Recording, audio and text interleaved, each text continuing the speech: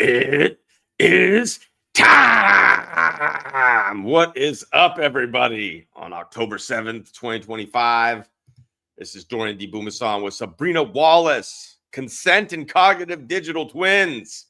We're going to find out what that means and what this is all about. And say hi, Sabrina. Let's get this started.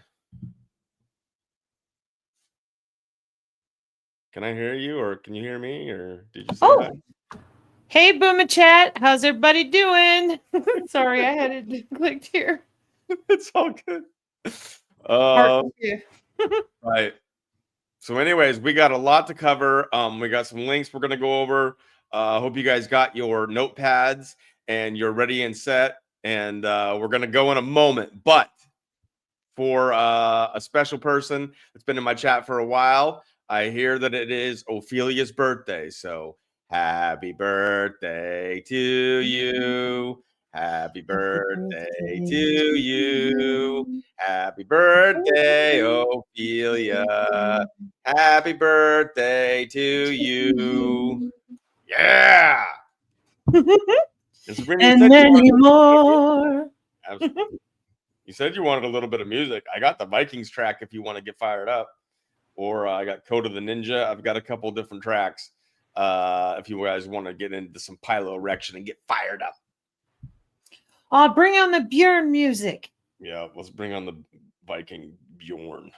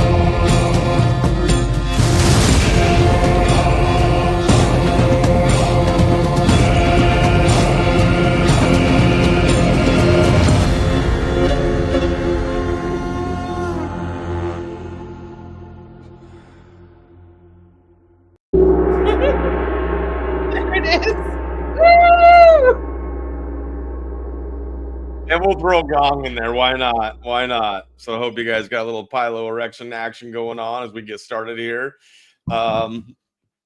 If you're ready to get going, Sabrina, we can do this. Did you want to explain a little bit about what we're going to get into before we just jump into the links? Yes, but I need to make an apology. I'm sorry, Ophelia. I wasn't sure if we were singing together. It was hard to hear. Happy birthday, Ophelia. It's really great that Booma mentioned it, and you're one of my favorite people too in the chat. Yeah, Ophelia's awesome. All right, so cognitive digital twins, that's what we're going to talk about tonight. And I want to start out with a link that is not on the PDF, but for those of you that got your PDF, and I did a warm-up video, it was linked here in the chat. So this would be a good time to grab that if you have your physical copy. So Booma, if you want to bring up the first white paper in the list. Right, and real quick, and then let us know if the sound is good, because I'm deciding not to go with the headphones, but if I need to, I will. I'm going to put, so the PDF is in the video description, and I'm also putting it into the chat.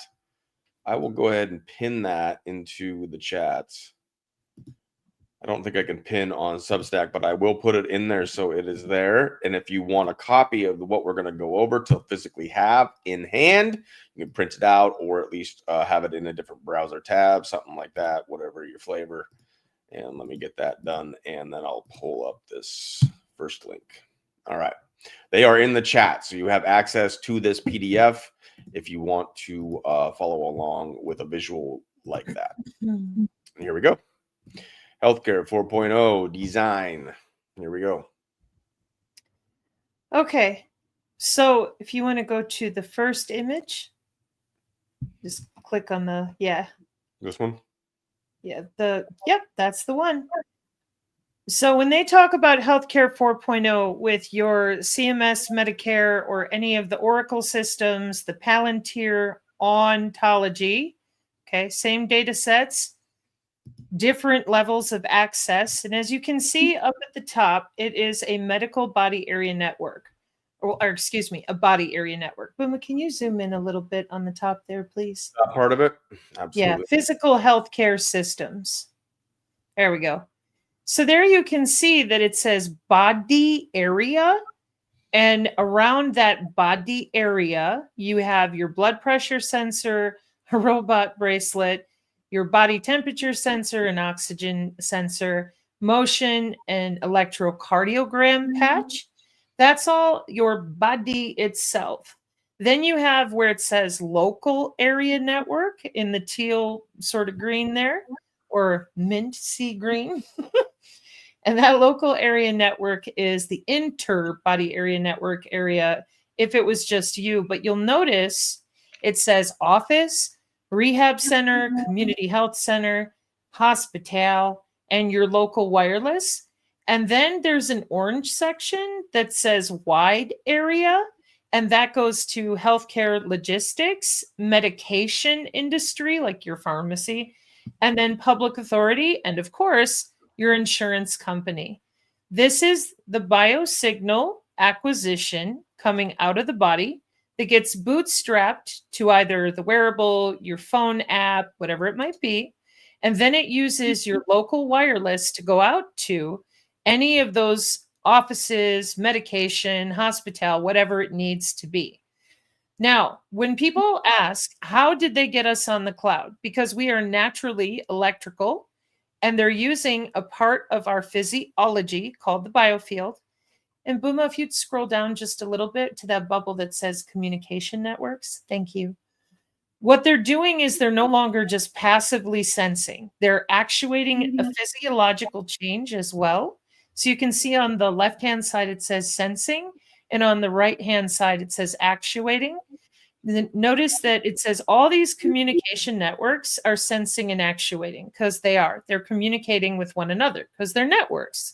They're up in the cloud, they're in the air molecules, they can talk to each other or not, depending on how they're set up as networks.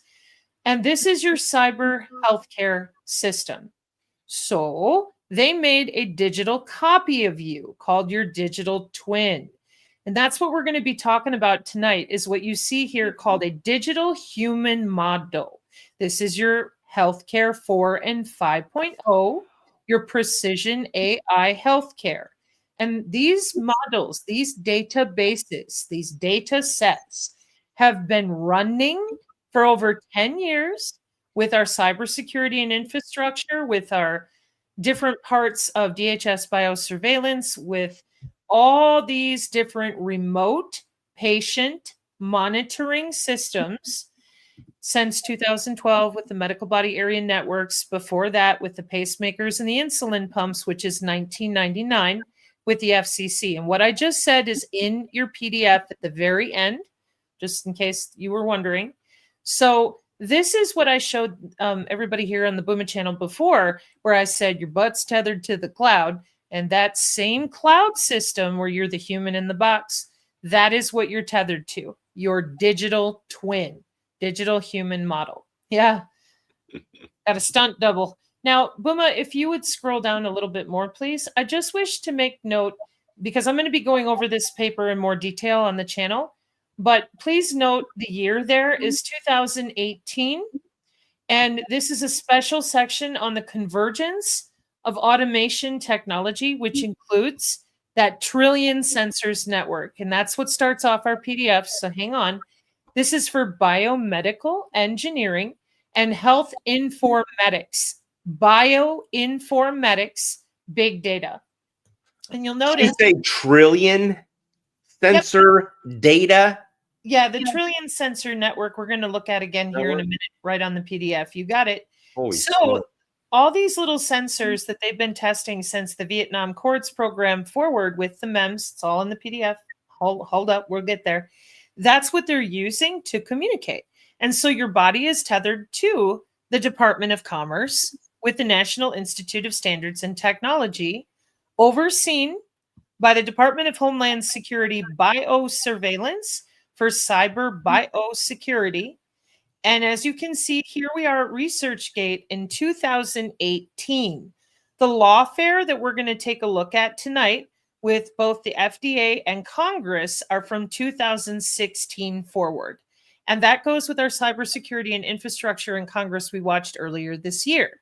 So it's very important that whoever you are, you understand that this is not only the Golden Dome and the way that, they're using it with the spooks and no, this is your new healthcare technology because human bodies naturally emit those biosignals they watch with the trillion sensors. And that starts us off in our PDF. Boom. I have a question. There's a question here that I thought, if I am outside of the healthcare system, will I be in a safer position?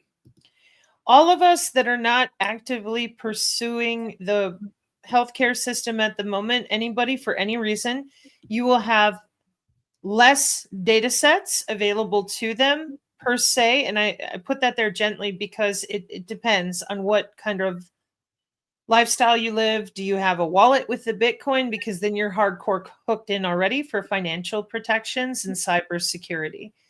So it just depends, again, on how much are you interacting with the system in general. It's not just healthcare. And in fact, that's a good question as a segue, Booma, if you can zoom in a little bit. This is an image from that document there where it says trillion sensors, DARPA microelectromechanical systems, MEMS, with the DARPA MTO office to that cyber physical backbone. And as you can see, the image I pasted from that ResearchGate paper we've looked at before, you can see healthcare 1 through 18. Those are all wireless signals. They do not need you to be wearing a wearable. They do not need a chip in your head, your hand. It's just the way that your body naturally emits bioelectricity, biophotons, passes radio frequency. The human body is on the electromagnetic spectrum, but it's mostly for temperature and infrared. So once you realize those trillion sensors, everything you see listed there, blood pressure, glucose, electrocardiogram, electroencephalogram, your image, your heat, your breath, all that stuff is accessible to them wirelessly. So you want to scroll down a little bit, please, Booma. So Booma, if you would open that first link there at the DARPA.mil about for the MTO office, please. Thank you. This is the Microsystems Technology Office with DARPA, and this is your 60 years worth of what you would call smart dust. And folks in the chat, I am watching for you off to the right. There's a lot of you I notice here, good folks with great questions like Missouri Maverick, Cherise, Tom Terry. So if you have a question, please jump in. Hey, Clarity. Was wonderful to see your sister this morning. Do you want to address any of the questions as we go, or do you want to Yeah, I'm hopeful for questions. Absolutely. This one is interesting to me because that is the question, right? Is our digital twin just a data twin of us and not a movie doll of us? I think it could be almost both, right? Yes, it is both because that is a good question, which I have defined. Hang on. And I didn't put page numbers on here. I am sorry. Well, there's a definition underneath where it says digital twin technology, like 3 pages to the end of the PDF. And the difference between a traditional digital twin, Booma, you're looking for this picture of this book right there. So that's page 8. All right. Yeah. So if you scroll down on page 8, there's a formal definition between a digital twin. It's right underneath the book. Yeah. There we go. A traditional digital twin is primarily static, data-driven models for visualization, simulation, and monitoring of physical assets. Now, let me break that down for you. Okay. Stochastic modeling, what did you purchase? Your actual physical health records loaded into the data sets. Different behaviors that are modeled on the Internet of Behaviors for reasons that you chose, like a healthcare app, all those types of stochastic data that are static. Static means it's holding still. That's a traditional digital twin. The problem comes in with when it says monitoring of physical assets, geospatial. But a cognitive digital twin, like he said, is our digital twin just a data twin? No, that's a traditional digital twin and not a voodoo doll. Well, we have cognitive digital twins for a while now with semantic AI, Palantir ontology, and federated digital twins as well. So the digital twin industry, as I mentioned, is from 2016 forward. It's actually deeper than that. But for our purposes with this PDF, it's been around a while. So the upgrade is add an intelligence layer through AI, that's your bioelectromagnetic algorithm for the synergists, transforming data into actionable knowledge and predictive insights. This is the ICT, information communication technology relationship, like we always joke about on the channel. I'd never wanted to be that close with my smart fridge, that you have with the city structure itself. So they have pre-crime, predictive analytics for both your health and your behavior, Internet of Behaviors, and of course our industrial Internet of Medical Things for your healthcare. And the actionable knowledge component is not only to alter your behavior, but it is also to maybe search and rescue, actuate a signal for your insulin pump, assisted living, additional security while attending a concert. It goes to a lot of different actuating sensor capability. They have memory, can perceive and process information, and use reasoning to solve problems and make decisions. Cognitive digital twins are real-time data analytics using ambient and pervasive networks for your literal neurons. And that is a wiring diagram of your brain. And this PDF, if we're going to go back up to the top now, because I walked through exactly how we got here by the lock there to give an idea. That's a really good question. Thank you for asking. Is there more than one remote to the same body? Absolutely. Yes. In cybersecurity, there is a pyramid-like effect in which lower networks get cut off in the event they are rendered insecure or they cannot self-heal and shut off wherever the attack is coming from. In cybersecurity, that's a component of your threat landscape architecture, and it's built into the architecture of the network. Does clothing with conductive materials woven in and grounded like a Faraday cage obscure an individual from these networks to any degree? While it can obscure you from the sensor networks, the magnetic networks, and potentially ground terrestrial, excuse me, plasma systems, intelligent reflective surfaces are often going to use another network of the human body. The primary photonic networks they're using are coming from the compression of your actual tissue so that they can get a real-time cryptography of your biometrics that is very difficult to find because they're not routing it through traditional routes. So if you're wearing a Faraday blocking piece of haptic gear, you have biofield concurrence with whoever you are standing near, it's going to run right through them into you because the Faraday ain't going to block the body you're standing next to. By the quantum entanglement of your natural crystalline fascia and your biophotonic response through your endocrine system. Thank you, Wiley Biscuits. On the replay, you guys will be able to slow this down real little bit. I'm sorry. And Sabrina's words. Apologies. And I'm not sending the helicopters, Karen. You're the one they want. They're coming for you. It's nice to see you, Karen. Sorry, folks. That's a lot of words to fit in there, but if you put them in order, you'll find what you're looking for. No, it's just words that are in my brain. Like, I know, but I promise they're in order. You can just type them in. And you guys are asking. This chat's going so fast. We got to get to the meat. So let's get to the DARPA Microsystems Technology Office. What are we doing here? So this is your smart dust, your micro electromechanical systems that are steerable, comprise the NFTs, etc. And this is your Microsystems Technology Office that aims to ensure the United States' continued technological dominance, both militarily and economically. If you scroll down a little bit more, please, Booma. These things are the teeny tiny itty bitty little nanosensors and such too. So here's where they're discussing a couple of their main areas. And now we go back to the PDF, please. Okay. Oh, I think I go back. My bad. I think I just got to go back button on that action. All right. Pull that back up. Go back. Whoa, bam. All right. So DARPA is busy taking government grants from our tax dollars for 60 years.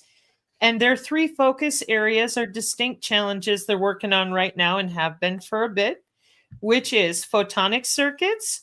That's your photonic light architecture, interconnects, examining new materials and wavelengths. Your quantum circuits, your quantum phenomena, with a hyperdense coding, hyperspace math, neural graph math matrices. They are using quantum circuits with appropriate post-quantum cryptography since the 80s, but you don't hear about it much with NIST. Then we have organic circuits, which are biological and organic systems engaging in complex computation and sensing activities every day at an efficiency and effectiveness that often dwarfs its inorganic counterparts. That organic circuit is talking about all bacteria, all chemicals, all molecules, and all metamaterials, meaning materials not made naturally. And that is molecular communication, which they started working on in 1959 per the nano.gov timeline. And now we're up to molecular communication since 2014. And you can find it, of course, at MIT and Cambridge and all that. And this is your intranet of bio-nano things, where it's biological or synthetic biology, meaning biology that is augmented with either chemicals or other types of metamaterials to make the chemicals react differently in the presence or absence of other molecules. We are seeking ways to enable the integration of biomolecules and microtechnologies, establish the viability of molecular integrated circuits, and explore hybrid biosensing and biocompute microsystems. That compute has to do with data centers, and I've got a video coming for the channel when we get back to our lives on that. So the next section, we don't need, well, actually we do. Can you click the link, Booma, above that image, please? All right. But so what you were saying up here, so you're going to want this link? Yes, please. Oh boy, it's not taking it. All right, I'll do it this way. So basically, you're saying that everything is connected to the network, except maybe not like rocks or dirt. Is that rocks where and we're dirt at? are also connected, and so are What animals. is not connected to this network? Nothing, because it's the natural network of our planet and our biosphere. It's built off of light, excuse me, light, pressure, and sound, and of course, heat, anything to do with biophysics and physics in general. So the air, the water, the soil, the weather, every human, every bunny rabbit, and of course, all the different layers of electromechanical processes. And this has to do with the magnetics that we run underground with the cyclotrons that then go right through the atmosphere and bounce off the reflective surfaces, whether by CubeSat, satellite, or DARPA Atmosense, just the Earth's surface itself.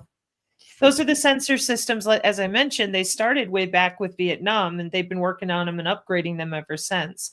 And Vietnam is one of the first to go fully digital currency. Well, of course, research and development, it's all about the R&D. So here we are at the National Institute of Standards and Technology. And as you can see, this is your Department of Commerce.gov. And if you scroll down, it's the same image. You are tethered to the same system. The trillion sensor system is built off of us. The biosignals are not just from humans. Mammals emit their own types of biological signals. And of course, inanimate objects emit different types of refractive or reflective signals. That is really what they're playing with. And they have been with visible light communication since 1880. So there you are, the human in the box. And on the right-hand side, you see energy, healthcare, transportation, manufacturing. This is your autonomous vehicles, augmented reality, all of the different ways that they're integrating the biometrics with the smart cameras, like when you put your smart glasses on or off and see different things. Same network, same sensors. Okay? All right, so we're good with this one? We are good with this one. Okay. But I always encourage people to go check out the site, take a look at the images, and do your best to understand from the level of your comprehension. Have faith in yourself. You're smarter than you think. It's not hard. They just took our natural biology and tethered it to the cloud. So in this next section, and you don't have to click on that one yet, but hang on. This Okay. is talking about the To human give you a body. heads up, some of the links are not allowing me to click directly from the PDF. So I got to go to the private chat and make sure that I'm lining it up. So I might be a little slow. Oh, no problem. So the cyber physical to digital twins. Now, this is where I'm going to take you through a couple examples. Now, here is Science Direct. This is a really good article for those of you looking at direct connectivity to the different human body systems they are logging into for precision AI healthcare, which we're going to see an image of that in a moment. Chapter 9, The Human Body, a digital twin of that same National Institute of Standards and Technology, Department of Commerce.gov, cyber physical system.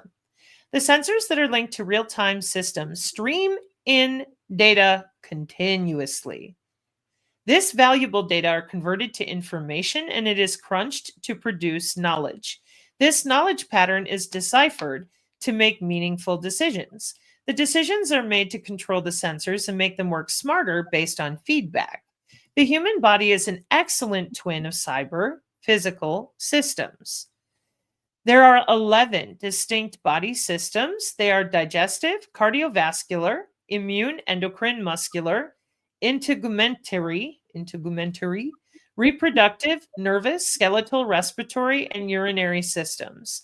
I have links to how those are defined in something called the Human Physiolome with Networking Physiology from Ellisphere Journals on the Synergy channel. So the next link, Booma, I would like you to click on, and that's the PubMed NCBI link there on physiological signal. Okay, just before we get there, since we're talking about urinary systems, I just want Karen to know that I do have a tinkle brewing. Anyways, All been forewarned. PubMed. Let's see if I can find this fucker. PubMed.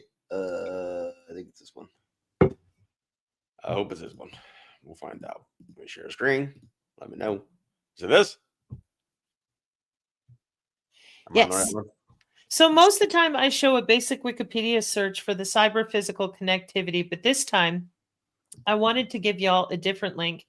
Physiological signal-based entity authentication for body area, sensor networks, air molecules on crack that communicate back, and mobile healthcare systems. And let's see. We have a conference in the IEEE Engineering Medical Biological Society, and that looks like 2005 to me. How about you, Booma? 2005, right there, peoples. Yep. So we got visible light communication. And what I used to say in my older videos is you could just be a construction worker intelligent enough to install a light switch and you knew about the visible light communication. And that's because of these sensors. So with the evolution of mHealth, mobile health in 2005, an increasing number of biomedical sensors will be worn on or implanted in an individual in the future for monitoring. You scroll down a little bit. Thank you. Abstract. Okay, sorry. Diagnoses and treatment of diseases. For the optimization of resources, it is therefore necessary to investigate how to interconnect you these sensors in a wireless body area network wherein security of private data transmission is always a major concern. That's because, as Biscuits and others will tell you, once it goes on the internet, it ain't secure. This paper proposes a novel solution to tackle the problem of entity authentication and body area sensor network for health, mobile health, at-home healthcare, remote patient monitoring. Physiological signals detected by biomedical sensors have dual functions. One, for a specific medical application, and two, for sensors in the same body area sensor network to recognize each other by biometrics. So then they talk about their study, and the beat to beat heartbeat interval is used as a biometric characteristic to generate the identity of the individual. So there they are in 2005, testing biometrics using your heartbeat to encrypt the signal. And the reason for that is because your digital twin is a direct copy of you, 24/7 continuous data stream for 30 years with companies and 50 years with Dow, the Department of War. Okay, Booma. So now we're going to the next page in the PDF. Sorry. All right, I gotta leave that. Are we done with that page? Yes, sir. Okay. And of course, they're gonna roll this out for our health, and it's just like this is gonna come in the form of our safety and security. So it's just the way that they word this stuff. So like when people would fight back against this, it's because it doesn't say that evil motherfuckers are in control of all this shit, and therefore it's not for what they're saying it's going to be used for. No, they're too busy being distracted by Palantir, and Palantir has been working on medical data sets, not just government, but commercial, since 2002. So the link for this next image is right there at nature.com. And this is your twin of your immune system. And you'll notice that on the left, where it says multi-scale biological data, you have the body level, the organ level, the tissue level, then the cellular level, and all the way down to the atomic level of molecules. Welcome to molecular communication, which is how your cells signal one another naturally and how the bees signal the flowers. And as you can see, this immune system digital twin has data integration and analysis, modeling and in silico simulations for system or organ on a chip. I'll take my fucking chances. I don't want these assholes having that much control. I'm telling you, I always thought it would be as simple as the normies going, I don't want a remote control to my body that I have no access to, thanks. But so far, we're still having to battle with people who claim that their body's not electrical. It's real weird up in here, y'all. And on the right-hand side is your AI precision healthcare or personalized medicine, personalized care. I call it precision AI eugenics healthcare because that is what it is. It's based on omics, which is purely your genetics, including your environment. And this is your diagnosis, prognosis, and then therapy. Notice it says optimization. So what I found this time that is a little new is that there's an article underneath that image from Medical Express. Just scroll down a little, please, Booma. You don't have to go there. So here's what I clipped from the article. An article published May 20th in NPJ Digital Medicine, because that other link, the Synergist, we have it on our bingo card. We've seen it so many times. Nature.com. Digital twin to the immune system. Bingo card. So this article, published on May 20th in Digital Medicine, provides a step-by-step plan for an international effort to create a digital twin of the human immune system. Please realize that's 3 years ago, okay, 2022, in a Medical Express magazine, like a digital magazine. This paper outlines a roadmap that the scientific community should take in building, developing, and applying a digital twin of the immune system, said the University of Nebraska-Lincoln biochemist, who is one of the 10 co-authors from 6 universities from around the world. This is an effort that will require the collaboration of computational biologists, immunologists, clinicians, mathematicians, and computer scientists, trying to break down this complexity down into measurable And achievable steps has been a challenge, and this paper is addressing that. A digital twin of the immune system would be a breakthrough that could offer precision medicine for a wide array of ailments, including their favorite, take your cancer away in 48 hours, autoimmune disease, and the COVID, your CoV-W ban. So now there's more to that article, and you can click on it and read it if you want to, but that's your precision AI healthcare. It's also called Healthcare 4.0. It's also called precision medicine, personalized medicine, nano, theranostics, lots of terminology. So, cognitive digital twins are advanced replicas of physical assets or systems that incorporate artificial intelligence and machine learning to gain cognitive abilities, such as learning, reasoning, perception, and decision making. This is how agentic AI works, in, like the president said, that your digital twin can call the CVS and request your pharmacy to get you a certain medication or make a change on your behalf. That's because they're using your own biosignals to encrypt your permission. That's what that big data from 2005 was about with PubMed. So your digital twin, having already been there for 30 years with companies, has the ability through agentic AI to make a phone call on your behalf. For 2 years now with IBM Business, for example.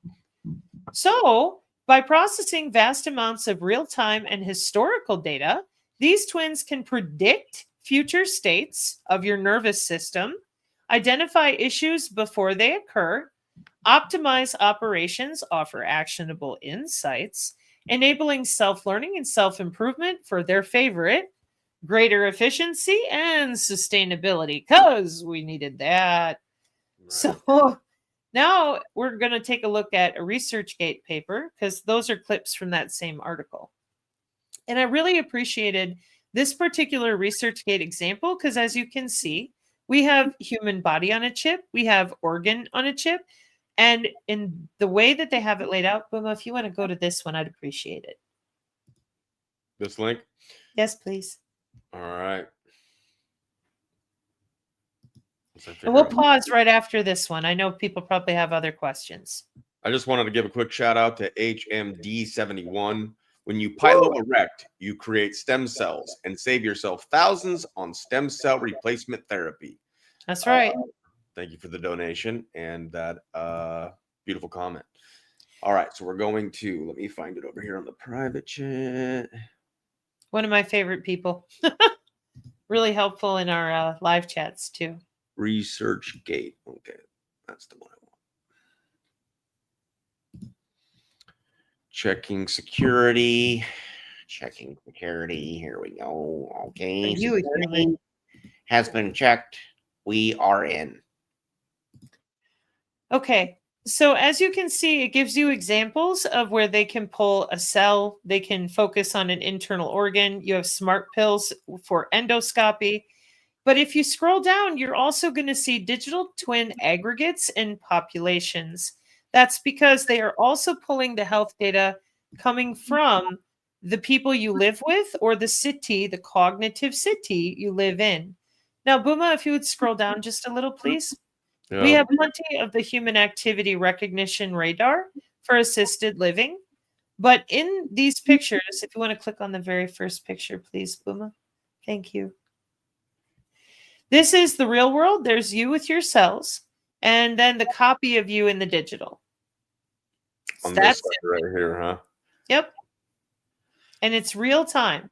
That's the important part. This is where people get so confused. They think they have to have a chip, or they think that they've got to buy something, sign up to something. Nope. All you have to be is alive and breathing. It's been working this way since the 1800s. They just didn't share the technology until 1993 formally. Oh, man. Thank you, Colin. Mr. Colin Wise, can I get a cameo role? Yes. Let me know when you want to shoot. And then Jamie, this is for the Skunk Fund. Thank you very much. I haven't seen any skunks for a while. There was a episode where somebody lets their dang dog out and it runs over here, and it came over and must have got into it with the skunk. And so in a way, we haven't seen the dog, which is a pain in the ass because it scares all the kitties away and it just raises hell and takes dumps in our yard. So yay, no seeing that dog. And we haven't seen the skunk as much. So I think they neutralized each other. But you never know when they're going to return. Okay, I forgot. Where am I going? I'm leaving this back to the PDF. If you go back to that other image, I wanted to read some of the paragraph underneath it. And that was from the PDF. No, from the paper you were just on. Oh, go back to that. Okay, so I got to go down. So if you click on that image with the aggregate of people and scroll down a little bit and then zoom in right there. Just wanted to mention a couple things. So the key concepts and examples of human digital twins, digital twin types and aggregates. Different types of digital twins can be conceived, covering the whole human body, one body system or body function, digestive system, one body organ, stomach or liver, one cell of a given type, or even simply some specific subcellular organelles and organoids, y'all, or molecular level of interest within a cell. Digital twins can equally cover healthy and normal and diseased entities for like disease cells, etc. And aggregates of the corresponding digital twins belonging to different individuals can be used to represent one family, population group, or whole population. Oh, we have a younger person here. And this might be a good one for you to just real quick. I've always recommended that you can try some haptic gear and things until you get reconnected to your somatoform, because the signals that they use to actuate are yours. So that's why I recommend biofield practice. It's free. And the more that you can feel it, then you can make physiological changes in your environment. You'll feel it coming on. You can get out of the way. You can hear the signal coming in. And you'll also, when doing that kind of practice, biofield practice, intrusive thoughts, those will become a lot more obvious because your nervous system is then looking for your cerebral spinal fluid and your cellular density and molecular vibration and not that of the system. It's a practice. So you're going to, if you're not familiar with your biofield, you're going to want to get connected and refamiliarize yourself with your somatoform, your skin, as soon as possible. If you already are and you're still having troubles, it's check your environment. There's meters that you can get to check the bandshell effect for dirty electricity. Some people look at the Bluetooth signals on their Wi-Fi, but I can assure you, if they're using the bigger networks, you're not going to see them because they don't allow excuse me, commercial products to look for that kind of stuff. But your biofield will allow you to feel exactly where in your environment things are more intense. It's always lovely to have younger people in here too. And it's crazy. They must be following you because they realize that they're more augmented. We've been getting more people show up that way. And one person said in a comment, I get offended when Sabrina says that the N3s are like the town bicycle. What about us younger people? Not everybody that's younger necessarily is an N3. Remember, your genetics do weird things in their natural environment. Excuse me a moment. I got a kitten issue.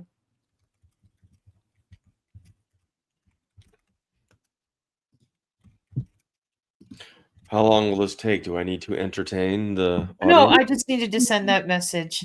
So how do we stop them? Yeah. And you really have to understand that this anatomy they took away from everybody is a huge deal. This is not a small thing. This is 80% of your immune system and 60% of your hormones, your endocrine system. Excuse me a moment, everybody. I know. We have no access to our digital twins, right? That's Not yet. Here, baby. What if we created an army of hackers to fight back? She's busy. You can't. You don't have access to it. CERN Biomedical sparks underground databases, data sets that are replicated for 50 years with the Department of Energy and with the Department of War, previously the DoD. And these are networks protected by our DoDIN with the highest levels of our DISA, which is your Defense Information Systems Network, guarded by those DISA employees with their cybersecurity. And they're the ones with DHS biosurveillance who've had full access to the digital twins all this time as well. So we're not talking about some sort of commercial off-the-shelf system that people can slap on their magic pendant, wearable, haptic gear. It's all based and running off of you, your internal biosignals, your heartbeat, your gait, your breath, and that signal is your biofield. Most people just can't feel it. So there's no way to get rid of your digital twin, but you can do your best to learn when that signal comes in to change your behavior, change out your cellular state in any way, even on that teeny tiny level. You can do your best to clean eating, water, protections, paying attention, dancing, changing it up. But this is why the education is so important, because they called it MK Ultra instead of Healthcare 4.0. And then they didn't bother to tell anybody that they'd all been busy making money on it. And so a lot of people really don't want to let go of their bank account. They're kind of good with things the way they are because they don't have anything to worry about. They have no oversight. You're going to find out why here in a minute. And this is where we have to clean up the terminology for everybody, young, old, in between. It don't matter. If you're human, your heart is electrical. That's it. There's no reason to try to tribalize. It's the human species. And this is human 2.0. They want to turn everybody into a synthoid type of person, as in at different levels of terraforming your cells with synthetic biology. And this is the other part of the problem, which is people being told that it's not here, they don't have it, it's still being built. 60 years old of emerging technologies. And when you look up emerging technologies, you'll see transhumanism, and then you'll see that the Bitcoin and your distributed ledger technology that drives your Bitcoin isn't real. It's emerging. It's not practical. It's not deployed. You're not really checking your wallet. You're having a hallucination. This is ridiculous. You don't have a technology emerging for 60 years. You have people who are doing business. And this entire system is now healthcare and IBM business for agentic AI, like with your Square Pin, your Aura Ring, etc. Q, like not wearing or having any devices to make it easier for them. Would detoxing from metals also help? Always. Any format of getting your immune system in a higher vibratory cellular state will help. Sound healing, essential oils, like I said, clean diet, clean water. But the biggest biosignal origin of the signal is you, and the fastest network is another node, meaning another body. So when you are near another person, you have something called biofield concurrence, where your biofield is interacting with theirs naturally. Again, in layman's speak, you're getting a vibe. And that's also what they use. If you're like wearing your gear, you're shielding, blocking the signal, the moment you connect with that body, that's going to be the fastest network to get through to your body. And non-invasive N3, you can Google fingers DARPA N3. You'll find everything you want to know. What's an invasive N3? Non-invasive N3 is What's non-surgical. an invasive N3? They don't consider it invasive because they didn't physically cut your skin open. As long as they can get under your skin wirelessly, it's non-invasive. Oh, it's how they made you. I thought it was like a super soldier kind of a thing. It is. It's part of their augmentation schedule, but it's not the only one. They have N4 with nano networks now too. Colin has a hair like Homer. Just so everybody knows. It's important that we know that.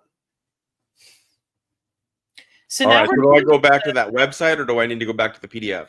No, back to the PDF, please. PDF? Okay. And we're going to take a look at the market share link.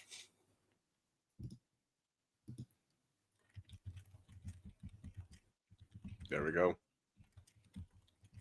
Damn. Yeah, I want to know more about this market shares thing because people, when they say in all these movements that I was a part of, Q and all this stuff, they always say follow the money. Well, you want to follow the fucking money? Pay attention to where all the money is going right now in market share with this digital twin market and all the bio-digital convergence shit.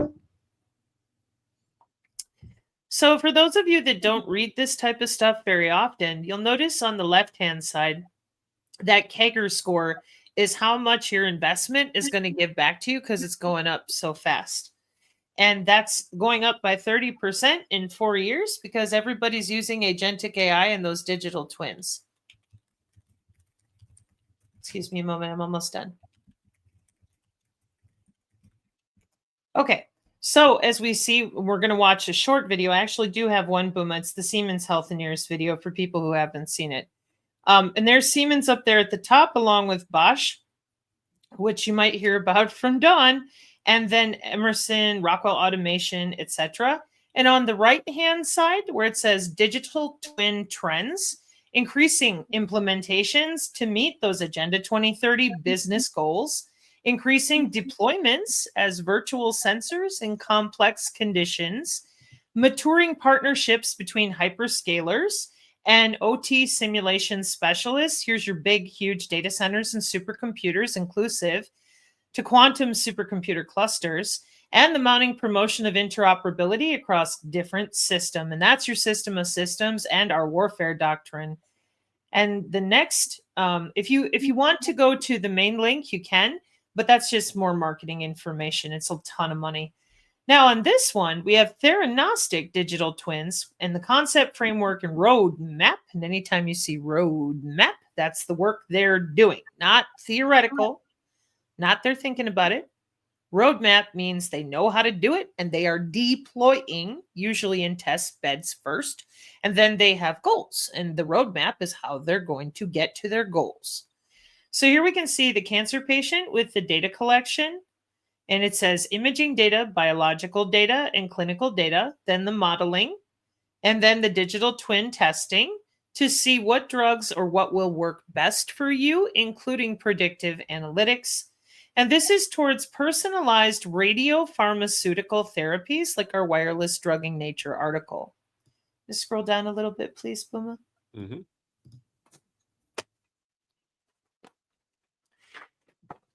The next one is, and these are all digital twins. These are all different types of digital twins. And the next one we're going to look at is from nature.com, the 3 components of a true digital twin, where they're talking about intra-operative monitoring and feedback.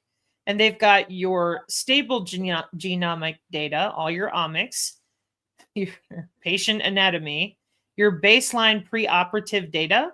And the reason, watch this, real-time physiological data. Scroll down so you can see what it is. This is a digital twin for the era of personalized surgery. This is from this year. And it says digital twins can aid surgeons in training and performing interventions with greater awareness and precision. The range and variety of digital twins in surgery are described, and their use across perioperative care is discussed.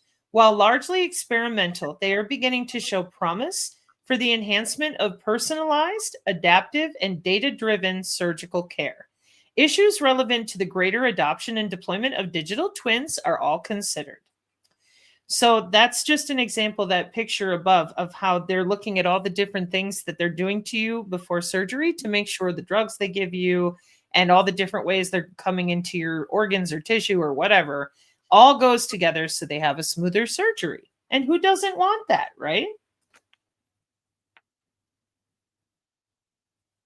Well, I mean, I could see how some of this stuff would be helpful if you trusted that they were going to do the right thing. So You know. just really quick, Booma, if you can click on that link there, the gao.gov. Yep. Please, thank you. Wow, that one actually worked. Yay. Yay! So here we are in 2023 with the United States Government Accountability Office with the Science and Technology Spotlight, digital twins, virtual models of people and objects. And Booma, if you just want to fast scroll really quick, because I clipped from this what I wanted people to see. There's a bunch of stuff here that I encourage you to go through, because this is .gov again. For the people that still don't understand that business goes ahead, whether you know about it or not, and that when you do not have legal standing in a court of law to change anything, it's probably in your best interest to at least learn about how this actually works, so that in the event people do come up with anything, you can be helpful. So we go back to the PDF, please.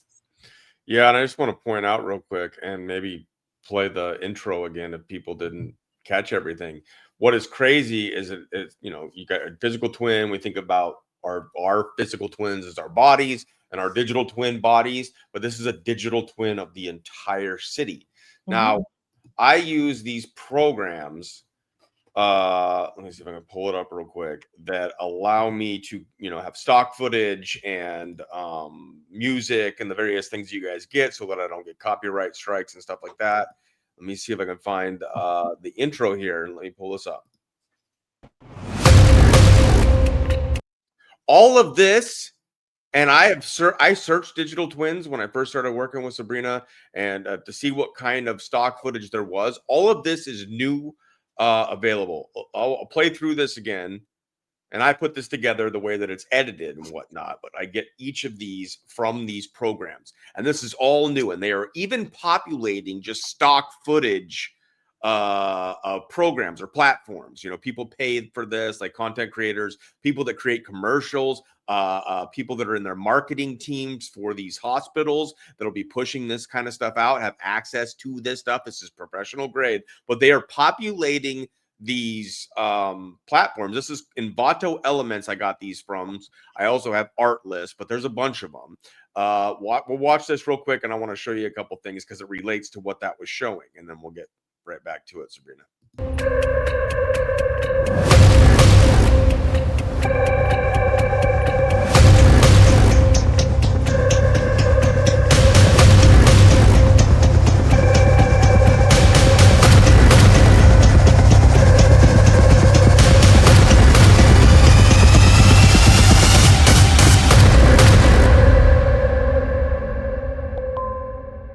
All right, and then I added in a little bit of sound effects just to make it crazy. But this is digital twins. He's pulling this thing up here. But if you were to look in, and you guys can do this on your own, I won't point everything out. But a lot of the stuff we're talking about is actually asset model, is in these little things. They are literally like, this isn't fleet aggregate, operation maintenance, history. CAD. It's crazy what is showing up. The sensor. Simulation, it is all showing up. And this is, like I said, this is just in the stock footage program that I have. But all this stuff just started showing up. They had this, the News Times. This is just a fake news thing, but to make, these kinds of imageries and commercials and whatever it would be. In my case, I utilized it for this intro to this, but digital twins used to simulate entire cities. It's right there. It's crazy what is popping up just in these programs that I'm playing with. Because I just went to search for it this time, even though I'd already searched for it, and boom, all this new stuff was in there to create. Now this was AI created, and Biscuit says I need to lay off the AI. But it does it in such a way where, is that not like a digital twin and the surveillance state all in one? It's freaking crazy. It's crazy, bro. It's crazy, brah. All right, we'll go back to yes. How many times have you heard me say I just read out loud to people? Exactly. It's all right here. Yeah. It's not jobs. It's all just day the way long. that they sell it to us. Like I said, it's always for our safety, for our health. Yeah, but then they cover it up telling ghost stories of all kinds to keep people terrified and distracted, and then they just go ahead with the lawfare, which we're going to see here in a little bit. That's the danger of allowing the storytelling to go on too long. Now you're too late. And don't forget, some people think this is the best thing since sliced bread. They're like, man, hook me up. I'm good. Right. And part of this, what I would think of as market share, is them literally moving that kind of imagery that I just showed you in the stock footage and various things into marketing, so that they can market this to the public. And they're marketing it in a way where it's not hidden.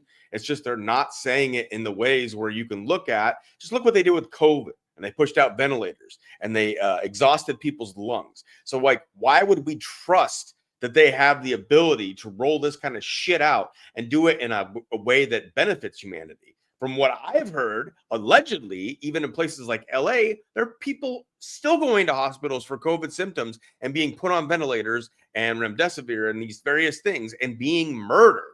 It's crazy. Why would we trust them to be able to connect into our bodies, publicly known, from in a virtual way from a location unknown to us because we'll be connecting into doctors that are now telehealth. It's fucking nuts. Why would we trust them after, especially what we just saw with COVID? You know, it took me a non-vaxxer 3 years. I would say me, non-vaxxer, Corinne, 11th star, and everybody on the X to find one doctor so far, maybe two, that admit any of this. And you know where we found them? The nurses and doctors on the YouTube, helping each other build businesses for the last 5 years on remote patient monitoring. So they're willing to talk about it all day with the right terminology between one another, building their own businesses, helping other nurses and doctors find remote patient monitoring. But that's to what you just said, Booma. Why would we trust these same people? You mean the ones that set you up with the COVID W band and the intensivist in the ER? Yeah, because it's a breach of trust on a whole different level in that I want to know how. Okay, you're messing with my body. You're logging in. If I have a pacemaker or an insulin pump that's embedded for a physical condition, that's one thing. But this is a totally different thing for your HOA, assisted living, additional security, and nobody's being told nothing except the people going to college and going to work.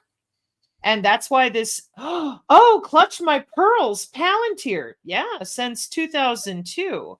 Oh, remote patient monitoring. Yeah, since 2013. So to act so stupid, like they don't understand what's going on here, when in their own YouTube forums, in their own forums in general, they talk all day about how great it is that they're all working from home, logging into their patients for palliative care and making big money doing it. So why wouldn't you tell people, Right. And then just Sharice had a question here. Does a dead man's consciousness get uploaded into AI? What do they do? It's really a toss-up at this point. I know that, I would like to, I'll give you my guesstimate because of the massive amount of organ harvesting that's been going on with the billionaires and such for a couple decades now, that I would say a lot of people want to upload to the cloud. And, consciousness wise, it depends. It depends because of the way your microtubules interface quantumly external to what we measure in our hyperdense coding and hyperspace math. But, you got to remember that organelles and organoids are made of occasionally, not always, of human neurons, like, brain on a chip, etc. And those human neurons and bioplasmonic chipsets that they grow in a dish, those power AI data centers for what they call compute much better than anything else we can build. So just keep that in mind while they're busy bullshitting about chipset. Yeah, and I would think that if actual, I don't want to, you could say Nikola Tesla, but some people think he was a complete psyop too. But say a mind comes along like Tesla, but he doesn't want to play along with them. I would assume that they would try to replicate his kind of a mind, even if they opt him. Oh yes, and they have been since the 30s with Lawrence Livermore, underground cyclotrons, and CERN Biomedical. You bet. Right. If someone is out there with their abilities, then they're gonna try to act. They're gonna try to use that to their benefit and take that from them before they off them. I apologize, everybody. I have to step away for just a moment. Booma, you're on your own for a minute. Ooh, this is exciting. What should we do, guys? What do you want to party? Who wants to party? Who wants to party? Let's see what I got. I don't know how long it's going to take.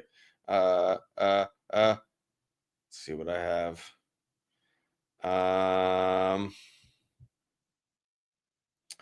If anybody did not watch the presentation that I did with Mike Gill yesterday, I think you're going to want to watch that. And here is a short to it. DOJ, but lawyers and law firms that control our courts, that interface with foreign entities such as the Mossad, our own CIA, Defense Intelligence. What controls our country is blackmail and extortion. What are the entities that are connected to the DOJ? That business isn't exactly that. And you'll see that. You're going to see that each and every one of those intelligence entities including the FBI with the DOJ, have all come to me. Not me going to them coming to me. All right, so let's take a look where we are right now and what we're seeing. And what has got the Department of Justice nervous?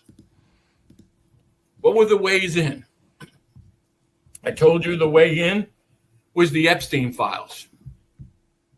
They're never going to open them completely, but the Department of Justice is nervous that you just might demand answers. Answers that might connect to the DOJ. Because the question you just might ask, oh, I don't know.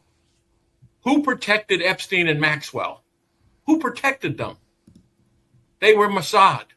They were blackmailers and money launderers. And where did they wind up? Where did Maxwell get arrested? In the state of New Hampshire. After what you're going to see. Who is he represented? By Bill Shaheen's law firm, who's on that same $50 million. Who is the Department of Justice? Exactly. And I didn't realize that I was going to be sharing a clip that was one of the smaller ones. I use those for the shorts that I put onto like YouTube and stuff, and they're more phone friendly. But Mike has uncovered, and he's been doing this for almost 2 decades now, good 20 years. And then we'll get back to it. Sabrina, welcome back. But I was just telling him about the episode that we did last night. It might be the most important one because I think we made it. I think Mike, even after coming out of a health crisis, like I'm not exaggerating that, like Mike, some of us thought it might be it. Like he went through something very difficult, came back and still kicked the shit out of these motherfuckers that he's been fighting for almost 20 years. And he exposes the money laundering system and how they take offshore money from a lot of these powerful people when it comes through the banking system here in the United States. And we launder their money with our casinos. We're the entertainment fucking country where we got Hollywood and we got all this fucking Vegas and all this shit where we money laundered the crap out of their money. And Mike Gill is on it. And I think it's an important show. So if you are watching and tuning into this, and I do believe it connects into all of this, because it's all connected. The way that the movement is happening in politics, in banking, going to blockchain, and we're talking about digital twins here. We are going to become the blockchain, all this digital money, digital IDs, all that kind of stuff. It connects. So please go back and watch that show. You can also find Mike Gill on Mike Gill 44 on Rumble.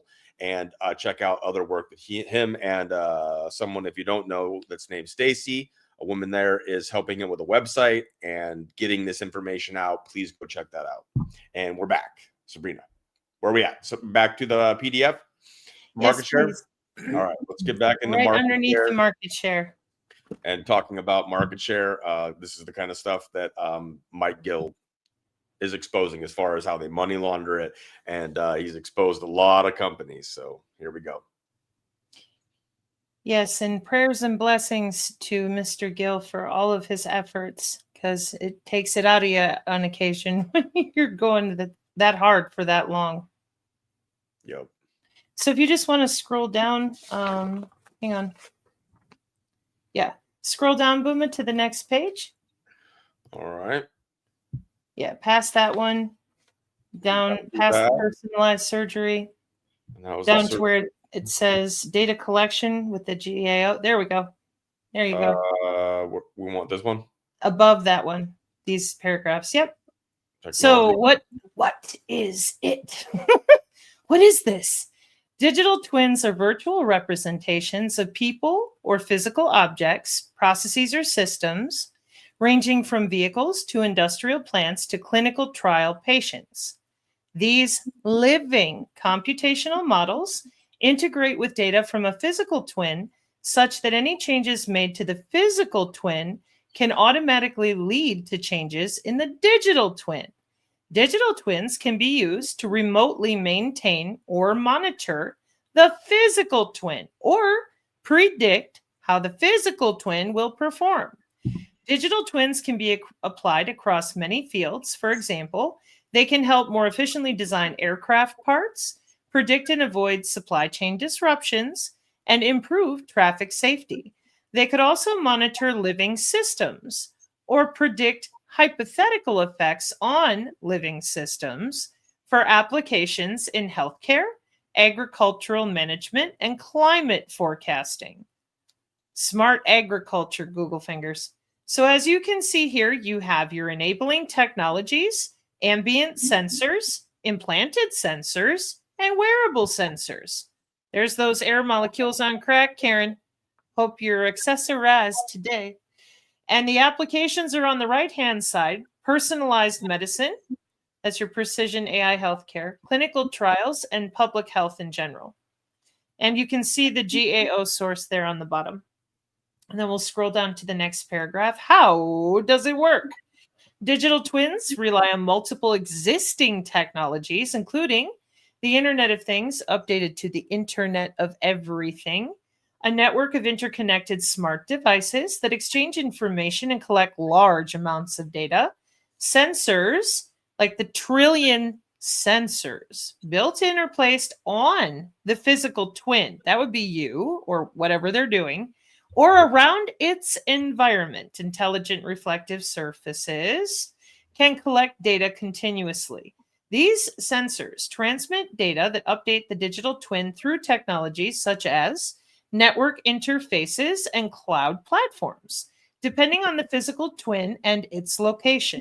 For example, sensors in a factory may transmit data to a digital twin via local wireless networks, but sensors in public spaces may require cellular networks for adequate connectivity. Digital twins use these data to dynamically change along with the physical object in real time. This allows users to interact with a 3D visualization, monitor changes, and predict the effect of future events.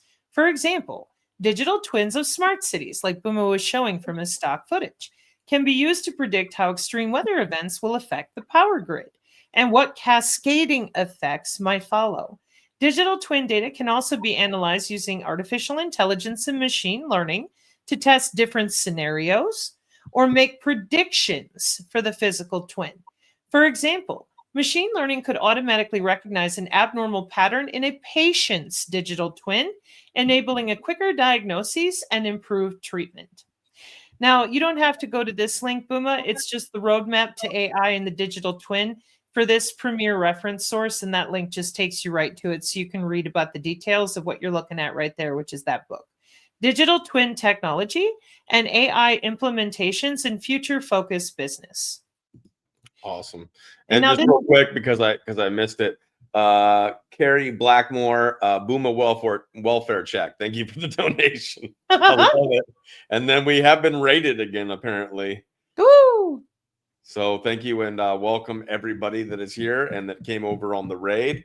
All right, so go ahead and scroll down from here. Okay, right there where it says Siemens Health and Ears. Okay. We're going to click on that link, please. Okay, I got to pull that from the Siemens. I have a glaring white screen monitor next to me. I am not that pale. Every time I look, I'm like challenging the white on my sweatshirt. I've been using a warmer color for my little light that I have.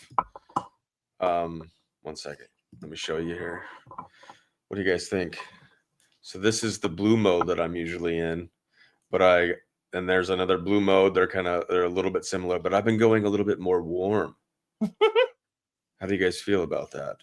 You look tan. Yes. I'm sticking with the warm. I kind of like it. I just have the back glow from the monitor over here.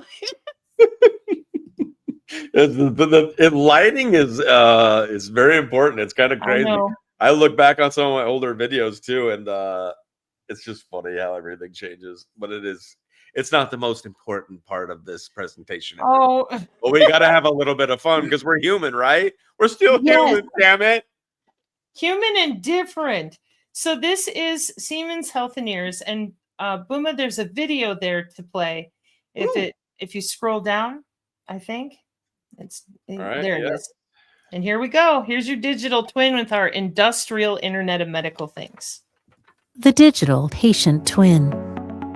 A digital likeness of an actual human, built from millions of data points and created by artificial intelligence. This is still a vision of the future, But at Siemens Healthineers, we think patient twinning could be a key component in a number of pioneering breakthroughs in healthcare. Why? Well, because it could help sick people get back to their normal lives in the shortest possible time. Or ideally, it could prevent people from getting sick in the first place. We know that sounds like a big dream, but let's take a look at how it might actually work. Of course, it's all about data. A patient twin will be constructed from a person's long-term medical history and their digital patient record. Data from medical exams and sensors like wearable devices will update this information by providing medical and lifestyle data in real time. AI algorithms will continuously match this data with comparable data sets. They will create simulations, for example, on the patient's future health status, and provide actionable insights that can be used for decision support. The patient twin can never be a standalone solution. It will only work as part of an ambient network of digital twins, whether it's twins of patients, physicians, or even digital twins of medical devices. For medical devices, this network would enable a personalized, automated configuration, so all settings would automatically fit the specific needs of the patient to minimize unwarranted variations. What advantages would patient twinning technology have for the individual patient? The patient twin continuously monitors the health and lifestyle data of the real person. It could present the data obtained from evaluations and simulations in a way that is easy to understand. This information could give the real person an impetus to adjust their lifestyle or go for a medical checkup. So the technology can empower patients to self-manage their health. And by being able to take preventive measures in a timely manner through continuous monitoring, the real person might be prevented from getting sick in the first place. Even if there is an emergency situation, the patient twin could intervene immediately, for example, by alerting an ambulance, notifying family and caregivers, and transmitting all patient data to the clinic. So everything would be in place, and with the help of AI, any medical device would be set exactly to meet the patient's needs before the patient even arrives. This means that patients could receive the best possible treatment anywhere, at any time, and from any caregiver. A patient twin could also support caregivers. For example, it could offer physicians clearly displayed information about their patient's health condition and provide actionable insights for decision support. So physicians could arrive at an appropriate diagnosis and targeted treatment options for each of their patients. Based on the precise data from the patient twin that allows automated configurations of medical devices, even remote intervention supported by robotic technologies may be possible. Always, of course, under the constant supervision of real-life experts. In this way, the patient twinning concept will free up valuable time for caregivers, which they can use to focus on their patients, with deeper anamnesis, discussions, and clarifications. And for the healthcare system as a whole, this technology could provide better outcomes at a lower cost. Imagine personalized precision medicine becoming a reality. Imagine humanizing medtech for everyone, everywhere, with the help of patient twinning.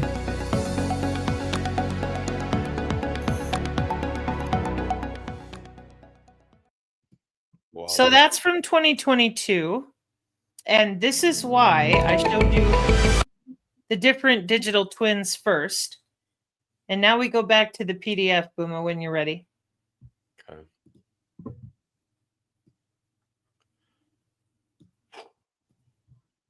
Because Great. here's the big part. Well, they don't have it yet. It's all theoretical. They're not really going to do it. We'll do something. What are you going to do? Stop breathing? Stop your blood from flowing? If you want to scroll back up before we get into the legal side, this was the definition that the person asked about originally. And again, a traditional digital twin based on stochastic type of records, your clicks, whatever you've been engaged in on your social networks, your lifestyle. Just remember that they have smart toilets that monitor your stool in the morning and can lock you out of your smart fridge when they say that they're incentivizing you to take care of your health. Those are the kinds of changes with these smart buildings and smart environments that they are referring to. They're not referring to anything less than being able to remotely control every component of your cells and your choices for your health, of course, because the AI is never wrong. So that's your W-band remote healthcare. You can look that up to find the paper if you want to, but it's just an image like all the others. All right. So now we get to the component that everybody has been complaining about. How did we get here? Where the FDA waived your consent, because everybody always says, I do not consent, right? So here we are at the federalregister.gov, Institutional Review Board waiver or alteration of informed consent for minimal risk clinical investigations. The FDA is issuing a final rule to amend its regulations to implement a provision of the 21st Century Cures Act. This final rule allows an exemption from the requirement to obtain informed consent when a clinical investigation poses no more than minimal risk to the human subject and includes appropriate safeguards like DHS biosurveillance with cyber biosecurity to protect the rights, safety, and welfare of human subjects. The final rule permits an institutional review board to waive or alter certain informed consent elements or to waive the requirement to obtain informed consent under limited conditions for certain FDA-regulated minimal risk clinical investigations. Now, the link to see all that directly is above it, but what I did is I copied the most important component below. So if you just scroll down, it's the same thing. Exception from informed consent requirements for minimal risk clinical investigations. And this is really where they're at because they've been using this system with the biosensors for 30 years. Nobody died, apparently. They're doing great. And check this out. With what you're saying right now, this person, VP Brock 22, exactly. This is probably another reason why they just don't bring it out all of a sudden or pop. Oh, Allie and Shelley, codes and notes. Should they know? They know exactly what they're using all this for, bodies. Where do you think they got all the R&D for it? Remember, it's MK Ultra. It's Havana syndrome. Well, what's all that? I don't know. Meanwhile, you see this? And we're still going. Hang on, it gets better or worse, or it is what it is. So the reason that the FDA here has waived your consent is because these sensor systems have been around for 60 years. And as you just saw there with Siemens Health and Ears updating the hospitals, etc. But if you saw the Cures Act, now you're going to find out why they waived your consent back in 2022. Now, Booma, just to be completely 100% transparent, I would like you to scroll back up and click on the formal.gov link so people can see what I just read them as word for word. What is there? This one? Yep. All right. I got to get it from the private chat. Thank you. Orders of operation. Ooh, I found it right away. My coffee is out, though, so don't expect it to be... Key's mom says they don't see us as human. That's correct. We are part of the global GDP. That would be your gross domestic product by country as part of what's called the bio-tokenized economy. So here we are at the National Archives with the Code of Federal Regulations on 50.22, exception from informed consent requirements for minimal risk clinical investigations. Oh my God, Karen, you know, that's because it's all easier when you can just blink your eyes and program the robot dog for the barbecue. You don't even have to think. It's all done for you. Yep. Why would you want to think? Unfortunately, and most people would not agree with that statement, but at the same time, most people really do just want to be told what's the truth. What do you want me to do? What do I need to do? What's my path in life? What am I, blah, blah. Yeah. They just want their fortune. So now we go back to the PDF to learn HOW. Did we get to this point where the FDA can just waive your consent? That's all we needed from that? Yep. I just wanted people to know that that's what that link is directly to, especially for those of you dealing with lawfare promises. You should always have a chain of custody that you know what order they're going in. If you're paying attorneys for anything relating to tearing down towers, getting off databases, those are not real. Just going to tell you that flat out. You may not like it, but it is what it is because you're dealing here with national security and HIPAA. And the people that keep running this game on others, oh, yeah, we're going to tear down towers. Oh, yeah, we're going to rip all the pacemakers out of people's chests. Oh, yeah, we're going to, tear down the missile defense. They don't understand because they're not being told that this is all connected based on our bioelectricity. You're not getting rid of it. The system has been there for 60 years. And how does the biotokenized economy utilize our body's energy? Google fingers EH-W band. That's energy harvesting W band. And you're connected to the power grid to power your coffee pot by walking around. It's sustainable. It's green energy, Soylent Green, you and me. So now if you scroll down to the next page in the PDF, Booma, but where it says, but how did this happen? Right. I don't know if you see that question on the screen there, but yeah, that's the one I just mentioned. For the body's energy, you want to look up EHW band. Yeah. EHW band. Got and it. you can look for it on my Rumble channel too, where there's a bigger explanation, but it's the same trillion sensor system, just networked in a different way. Yep. That's just one of the many patents, but that's the one that's well known with Gates and all that kind of stuff. Yep. Same thing. So how did we get here? The 21st Century Cures Act is a federal law signed in 2016 that aims to accelerate medical research and innovation, including funding for the Cancer Moonshot, the Brain Initiative, and our favorite, Dr. Michael Levin, cracking the bioelectronic code, regenerative medicine research at Harvard and Vermont and everybody else. It also includes provisions to improve patient access to electronic health information by prohibiting information blocking,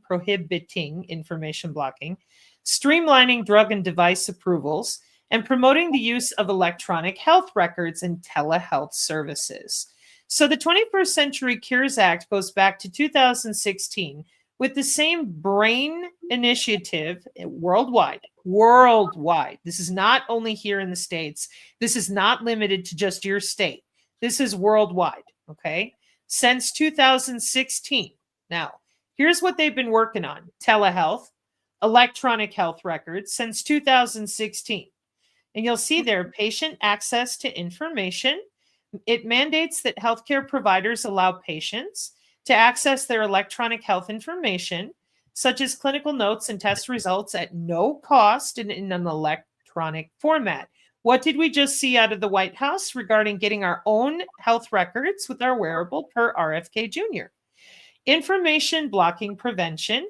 The Cures Act establishes penalties for information blocking, which refers to practices that intentionally prevent or interfere with the access, exchange, or use of electronic health information. What's it say? FDA reform. The law includes provisions to speed up the approval process for new drugs and medical devices. That's our FDA Modernization Act in 2022, and we're coming up on it here in a page or two. Promoting health information technology and interoperability. The Cures Act encourages the widespread adoption of electronic health records. Welcome to your W-band blockchain and friends. And aims to improve the ability of different health information systems to exchange data. Now, this is on their website, okay? Impact. The 21st Century Cures Act has significant implications for the healthcare industry, including increased patient empowerment. Patients can now more easily obtain and share their health data, enabling them to make more informed decisions about their care. Improved data sharing. It fosters greater interoperability, allowing for better communication and data exchange between different healthcare providers and systems. And new regulatory framework. The Act introduced new regulations and disincentives for information blocking, changing how healthcare organizations handle and share patient information. And there's just a link to the fda.gov for your regulatory information. And Booma, please scroll to the next page. Okay, So it also provides, what does the CARE Act from 2016, the Cures Act, provides new authority to help FDA improve our ability to recruit and retain scientific, technical, and professional experts. And it establishes new expedited product development programs, including regenerative medicine advanced therapy, organ on a chip, the stuff we saw in the Agenda 2030 goals, where they have all these different systems that can heal your organs with your digital twin, and you're augmenting yourself as human 2.0. RMAT, regenerative medicine advanced therapy, offers a new expedited option for certain eligible biologics products. That's synthetic biology. The Breakthrough Devices Program, designed to speed the review of certain innovative medical devices. So this is your 21st Century Cures Act, okay? Now we come into the FDA Modernization Act that we've been talking about on the channel. Because now that they made all these decisions for us back in 2016, they've been upgrading ever since. And what we started showing on the channel, Booma, was that the FDA was already using your digital twin by using a computer model. So if you click on that congress.gov, that one there, yep. All I did was copy these two, this little paragraph down below where the summary is. If you just scroll down, yeah. All I did was copy that right there. We've been talking about it on the channel. It should be another bingo paper. And that is that the bill authorizes the use of certain alternatives to animal testing, including cell-based assays and computer models. The computer model there is your digital twin. To obtain an exemption from the Food and Drug Administration, or sufficient models that are not necessarily digital twin, but are curated to have similar access as a digital twin. Food and Drug Administration to investigate the safety and effectiveness of a drug. And isn't that nice? They can test the drug on the computer model before testing it on you, and they don't have to test on animals anymore. The bill also removes a requirement to use animal studies as part of the process to obtain a license for a biological product that is biosimilar or interchangeable with another biological product. Now, if we go back to the PDF, please, Booma. Here's what people don't understand. Because I'm sure you're probably thinking, Sabrina, what is a cell-based assay anyway? A cell-based assay itself is not a biologic, but rather a tool or method that uses living cells to test the activity or potency of a biologic product. Biologics are complex medicines derived from living organisms. Wait, Yep, where are we at? Let me make sure. Right here? No, yeah, just go up just a little bit more. We're not quite there yet to HR. Yep, that's where I am. Thank you, Booma. Sorry. No, that's okay. So a cell-based assay is considered more biologically relevant than simple biochemical tests because it evaluates how a drug interacts with a living cellular system, providing insights into its mechanisms of action and functional effects. A biologic is a type of medication derived from living organisms or their components. So this is like your bacterial biosensors that we show on the channel. This is your intrabio nano things, whether biological or synthetic biology, but it's still your own cells being augmented by the breathing and the different types of actuating sensors and your trillion sensors flying around. Now, a biologic is a type of medication derived from those living organisms or their components, and they are typically proteins, antibodies, or vaccines that are produced using biotechnology techniques. And a biosimilar is a biological medicine that is highly similar to an already approved biological medicine called the reference product. So essentially, they can use synthetic biology, they can use electrochemical, chemical, electrical, different ways of molecular messaging in order to help your body defeat the disease or get a better return on whatever drug is being precision targeted for the organ on a chip, whatever it might be. And this is where the FDA is just doing its job, because that 21st Century Cures Act set them up for all these different agencies and divisions to just keep doing what they do. So then we come into the Health Technology Act of 2025. And Booma, if you want to show the image below there, yeah. The HR 238 is on the next page, but I just copied what it said, which is this bill establishes that artificial intelligence or machine learning technology may be eligible to prescribe drugs. That's your digital twin calling CVS on your behalf for agentic AI as well. Currently, certain drugs may be dispensed only upon a prescription provided by a practitioner licensed by law to administer the drug. Under this bill, an AI or machine learning technology may qualify as such prescribing practitioner if the technology is 1, authorized by state law to prescribe the drug involved, and 2, approved, cleared, or authorized under certain federal provisions pertaining to medical devices and products. This goes into what we looked into on the channel with Nurse Fern teaching other nurses, because their digital twins are working with the CVS pharmacy, for example. After they get off the phone with you, having a conversation, have you put your wearable on. It also goes to your own digital twin being able to call CVS for you. I think Rite Aid just went down. So bye-bye Rite Aid. Yeah.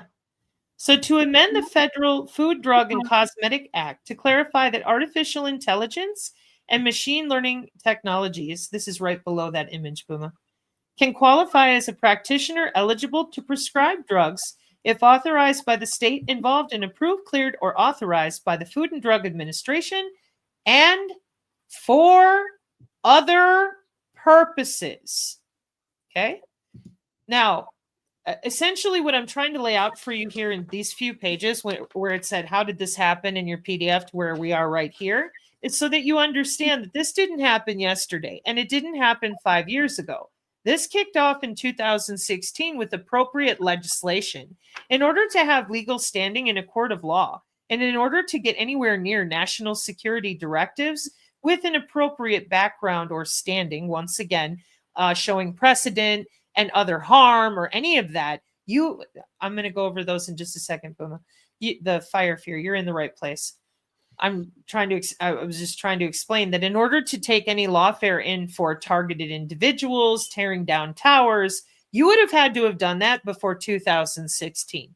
And that's what people don't understand. This is business. It keeps moving. So you got to call it what it is, topical terminology. Then you need to know, what are you up against? What types of bills have they already passed for different businesses, including, and most importantly, healthcare? And I'm trying to show you that they've got a bunch of them. The FDA waived your right to consent because they've been using your digital twin for 50 years already with the Department of War, previously the DoD. And then they're also drafting legislation to give artificial intelligence permission legally in order to do this with agentic AI. And that's because it's in IBM business. So the next section underneath this paragraph is your fast healthcare interoperable records right there. And this we've shown on the channel many times. This is your FHIR, which is Fast Health Interoperability Resources, FHIR, which is part of Health Level 7. And this standard is a set of rules and specifications for the secure exchange of electronic healthcare data. It is designed to be flexible and adaptable so that it can be used in a wide range of settings and with different healthcare information systems.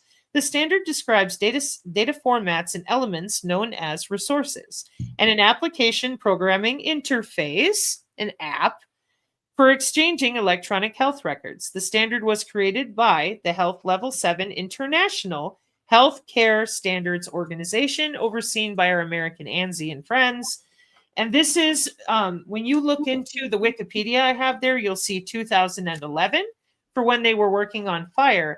And if you look into Health Level 7, you can get back as far as the 80s. This is our infrastructure for our hospitals, something that can't just go down if the power grid does. So it's watched heavily by our Department of Commerce, if that makes sense to everybody. Because if there was an emergency, you don't want your hospitals to go down, you know. They're on separate networks, more redundant networks, and they're more heavily watched so that we can save lives. So now we move into toward human digital twins for cybersecurity simulations on the metaverse, ontological and network science approach. This is here for your friends that are from cybersecurity. so that they can take a look at a couple of the references I have listed here by year and citation. Journal of Medical Internet Research, Cybersecurity and Networking Conferences. These are just here for those of you that want to dig in further on the bio-cybersecurity side. So now, Booma, we're going to scroll down to that link right there, fda.gov. This Office of Digital Transformation, you don't have to go to that one. We're going to open up the next one. But basically, the Office of Digital Transformation, like the non-vaxxer are always talking about, it's a bio-digital convergence, whether you asked for it or not. The Office of Digital Transformation there at the FDA provides the vision and leadership in information technology, data, and cybersecurity needed to advance the FDA's mission and strategic priorities. Biscuits. Him and his shift keying opportunities over there with the binary frequency and photonic cheating. I heard about you, Wiley Biscuits. ODT, or the Office of Digital Transformation, is led by the Chief Information Officer and reports to the FDA Commissioner. Office of Digital Transformation directs and coordinates enterprise strategic planning, policy, and resource management to ensure that agency IT, data, and cybersecurity investments and activities provide maximum value to the FDA. And your Office of Digital Transformation is comprised of the Office of Information Management and Technology, Office of Data Analytics and Research, and the Office of Information Security, under the direction of the Chief Technology Officer, Chief Data Officer, and Chief Information Security Officer, respectively. So for those of you who've been promised lawfare by attorneys, this is the type of information that you need to take to them. If you truly feel that you have any standing at all, you're going to have to deal with this stuff or you're not going anywhere. This is business and infrastructure protecting bodies. It's not the same thing as just a random, oh, it's just me, I don't want to wear my wearable. Nope. This is all tied together. So now, Booma, if you would click on that link, fda.gov media, please. Yeah. So as you can see here from the FDA, and you feel free to just look over this if you want to, but this is toward human digital twins for public health simulations on the metaverse. And don't get lost in the Facebook stuff about, well, the metaverse sucks. That's not where they're keeping a lot of their analytics. They're testing it all over the place. They have lots of NVIDIA happy fun time. They haven't been very forthright with sharing either. So, crap. Oh, you got kicked out. Hold on, guys. I'll get this back. I promise. I think it was page 12 or something. We're on the last page. We're at the end. Which one was it? This one? It's that one. We're back. We've only got 2 more links and then smoke gonna come out of his ears. Thank you, Booma. There's so many tiny words, they scare me. Oh my God, what is that? Ontology. It's connected to everything. Okay, now take a look at that. Remember what they told you. We're decentralized. Oh, really? From what? Arousal. What are they doing with our arousal? Yeah, that would be the Internet of Behaviors. Behavioral cognitive constructs and their relationships. Visualize. Got an app on my phone. Looking right through your blood tissue and bone. Hey, since 1995. Because we love you. So anyways, if you go off to the right, the visual abstract is the image that I put in the PDF all the way to the right, past the tiny words. And that talks about simulating a pandemic that spreads in other public health events. It's the visual abstract up in the upper left-hand corner there. Oh, up here. Yep. Yep. Oh, that's where it kicked me out. No. So that's okay. It is on the final. You can just go to the final page of the PDF now. Pardon my nose. And digital cognitive architectures are not ready for the metaverse because they're testing tons of stuff. And they have public health events, economy, technologies, politics, laws, and socioculture, human digital twins, and human digital twins in the group and out of the group. And then they're only behaviors, goals, perceptions, and evaluating versus psychology, constructs based on 25 theories, These are all the different things that they're playing around with because unbeknownst to most people, galvanic skin response is how a lie detector works. And they're watching your neurons. They're not watching you talk, although they can do that too. So then at the very end of the PDF are 2 links we don't need to go to. It's okay. We've seen them a lot. Bingo card. And down there is your ingestibles, wearables, and embeddables just below this image. The final 2 links are there for your FCC Med Radio from 1999 and your ingestibles, wearables, and embeddables that are topical to today with the nano networks. So there you have it. There's your digital twins hooked up to your cyber physical. And the reason that you don't have lawfare has to do with that 21st Century Cures Act. And this is without dipping into national security with BARDA, Odin, and IARPA and biometrics, the heart database with the ICE people, and a whole bunch of other Department of Homeland Security biosurveillance, FBI Sentinel, FBI eGuardian. They have so many databases. They've been using this between themselves wide open for 3 decades. That's a lot of time. And all they did was upgrade as they went through our fiber and our other types of networks. And now they're using your body. And that's it. Yay! Woo! Paperwork over. Shoo! Thank you for your patience, everybody, and Booma too. Okay, so if you have questions and you're in the chat, I want to hear it because I actually have I want you to know when you're looking at these papers that you yourself can look up terms in context and you can figure out what type of lawfare would you even have. Because if you're into the legal stuff, you could figure that out. You could figure out approaches, what types of ways locally, maybe. Now listen, Wiley Biscuits, you got your tuning fork out. Good, Booma. Like I always say, if I look out the window and I'm changing my clothes and I see a peeping Tom, my first thought is that's an asshole. Not, oh, he's there for national security. Time for the tuning fork. I know, Pablo. We did get to like 1 or 2 of them, but please send the other questions that you had. She was rocking it. I couldn't fit them in. Sorry. Please send your questions while I reset the vibes. Heart fire up, y'all. Mm-hmm. Heart fire up. In through the nose, out through the mouth. Woo! Change those biosignals. Off topic, but why do certain elites allow this to go on? Well, think about it. You have a remote control to every human on the planet. You can watch what they're doing through their eyeballs or through their own house, then move them around like Sims in a video game. Who wants to play Sims when you can play with humans? Elites get bored. You got all the money. You have everything going on. What else is there to do other than do things that no one else has ever done before? Mm-hmm. That's what these people think about. Even back in the time of Rome, what can we do? How can we manipulate people? How can we trick them? How can we utilize them? How can we make them build more amazing structures that no one's ever built before? It's just the same thing. And they'll never get sick, and they'll never be poor, and they'll always be in on the in club of the weather modification, including engineered living materials of buildings they build to stay safe from anything that's ever done, from EMP to earthquake. Right. The Internet of Animals, M-band tethering them via injections. Well, Booma, you can type in the Internet of Animals on a Google search, if you don't mind. The Internet of Animals. Moo! We're going to be back on that cow W band. Thanks, Karen. McDonald's.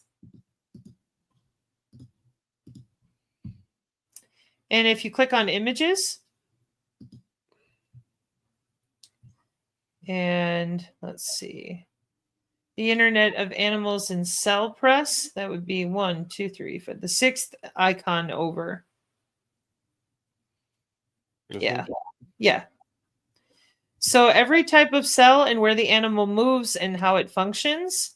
You're talking about ecology. I mean, they've been tagging animals for a really long time, but I think what Karen is talking about has to do with what they're injecting the cows with. Booma, new search, cow W band, please. Cow W band? Yeah. How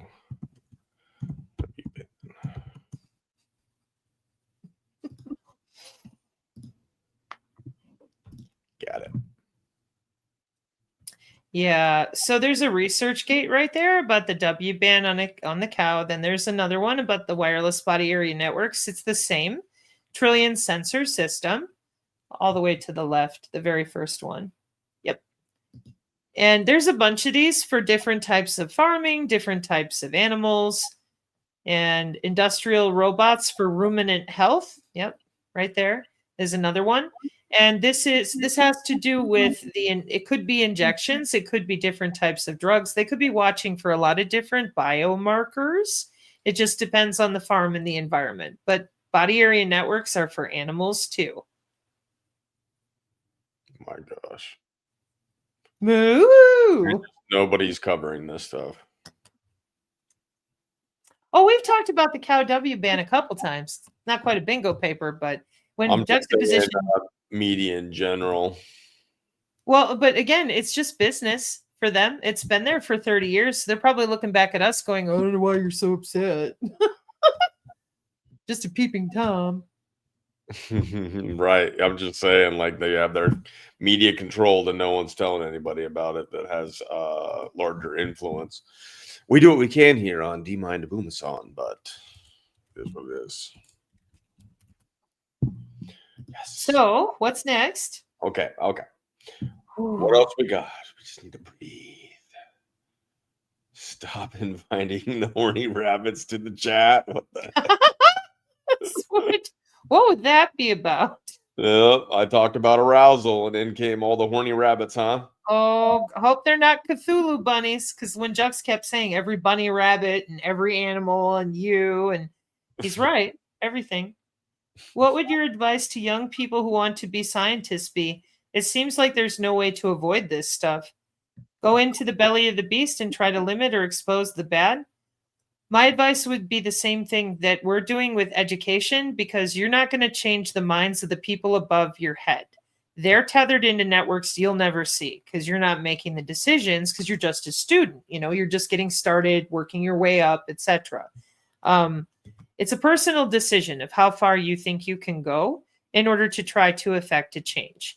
Those of us that are upper in our years and tried to effect change as well and saw what was really going on in a huge scale, that's why we struck out, I think, for the actual educational mass awareness. We're harnessing human biology here, and people are playing around. Now, they claim they're going to give us curated access to our digital twins for neuro data and neuro advertising. The problem is the military and the medical and the academia, they are not bothered. They are not coming out from under the skin. They've already been there for 30, 50 years, and they are not bothered. And that's why this whole thing about we're having an awakening, we're cornering the deep state. And I'm like, well, you certainly are filling their pockets. And there's no awakening without all of our anatomy, not just the Rockefeller approved that y'all got tethered to your remote controls. Because everybody out there going, no, the deep state's scared of a VHS tape and some blackmail. And this whole time, I'm like, nope, they're scared of that terahertz bullet. It's an electrocardiogram. Turn your heart right off, right where you sit. Prove it. It's MK Ultra. It's Havana syndrome. Or my favorite, you're just crazy. You ate too much butter. Bye. But the coroner, what are they going to see? They're going to see that you had a heart attack with your own cells. They just turn off your own cells.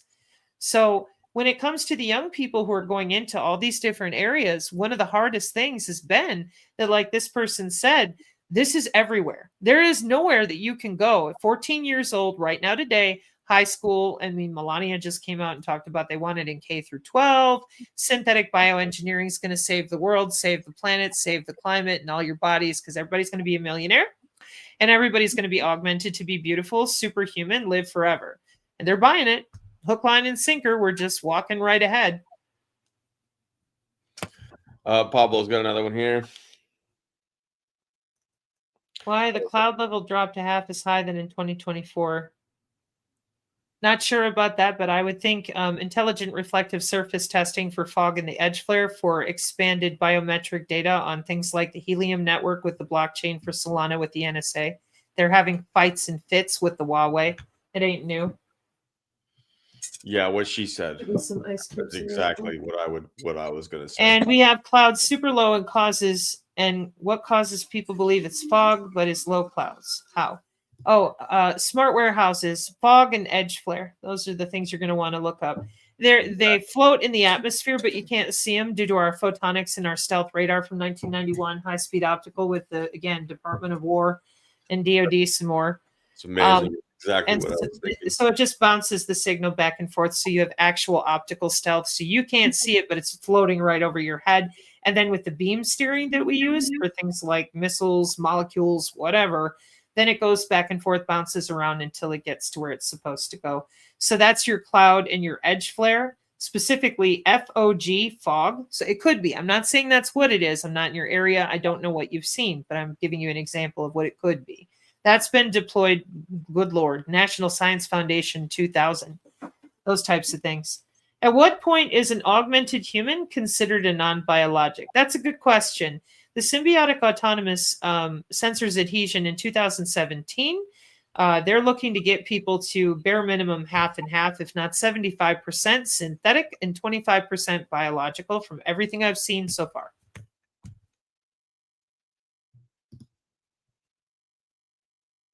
Do you believe the nicotine push by Artisan Group is deliberate to get more nano, or is there a benefit? Well, tobacco is a plant. It depends on you, and as long as you're not sucking in tons of other chemicals, there's been a lot of medical or medicinal uses for tobacco throughout history. And just like everything else, those uses didn't change simply because they added chemicals. However, that does not mean that I go with the whole artists, their big push on stuff. But I will say the ACE2 receptor with the acetylcholine receptors that change with the nicotinic response in the neurotransmitters.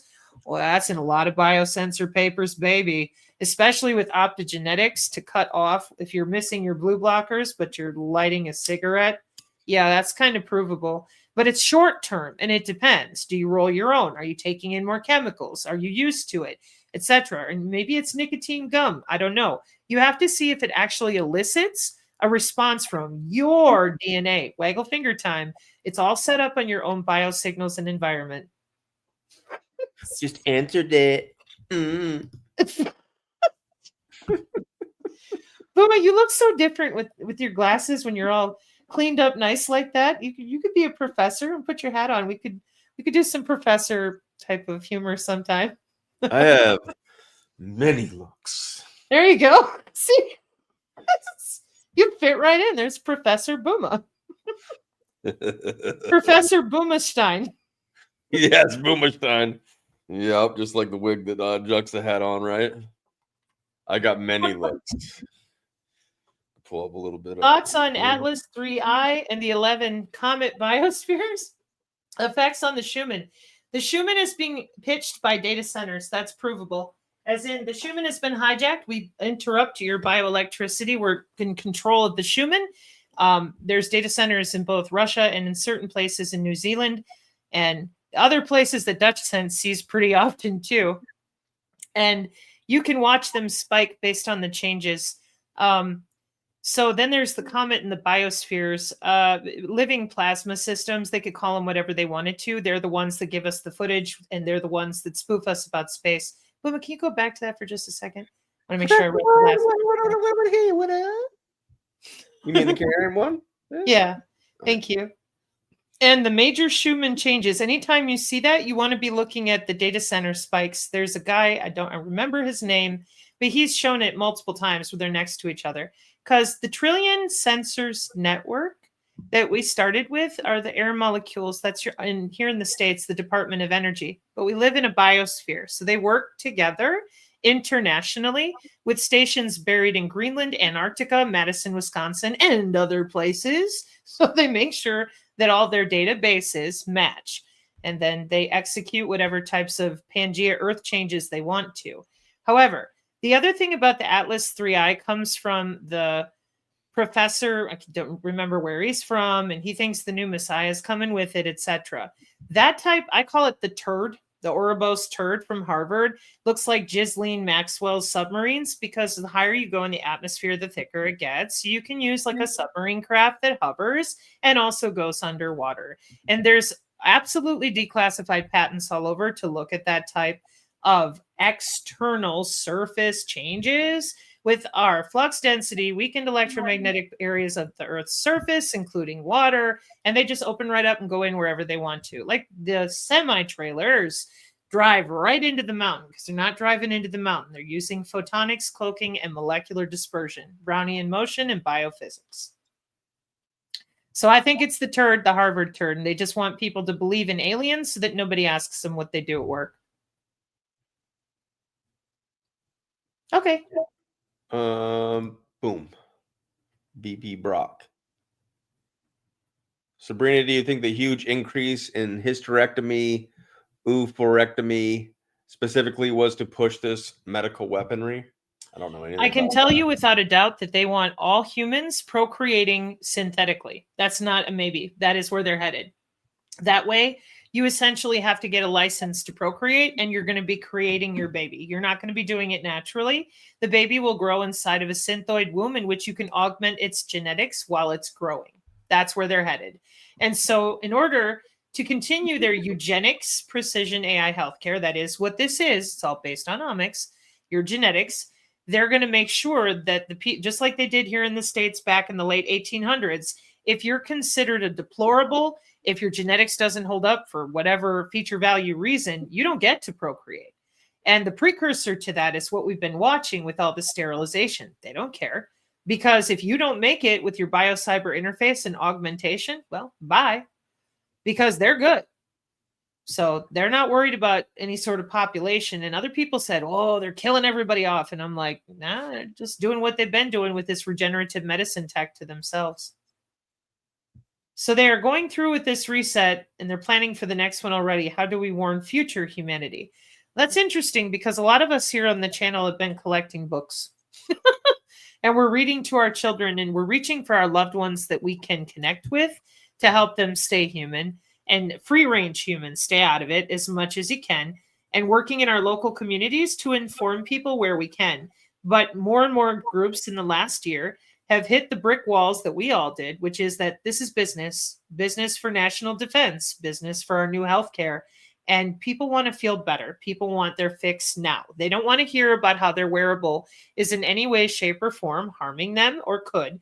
They want to believe that everybody loves them, that smart cities are not geofenced with a 15-minute perimeter. Smart cities are just pretty urban planning. And because we're so used to the storytelling and the good guy always wins, we're all just sitting here while all of this has been going on for the past 9 years. The first distraction was the Hillary. The next distraction was the monkey works. Then we got the Q. And everybody's been so distracted with all of that. And then now you throw in the Urbos turd, the aliens, and a whole bunch of other stuff.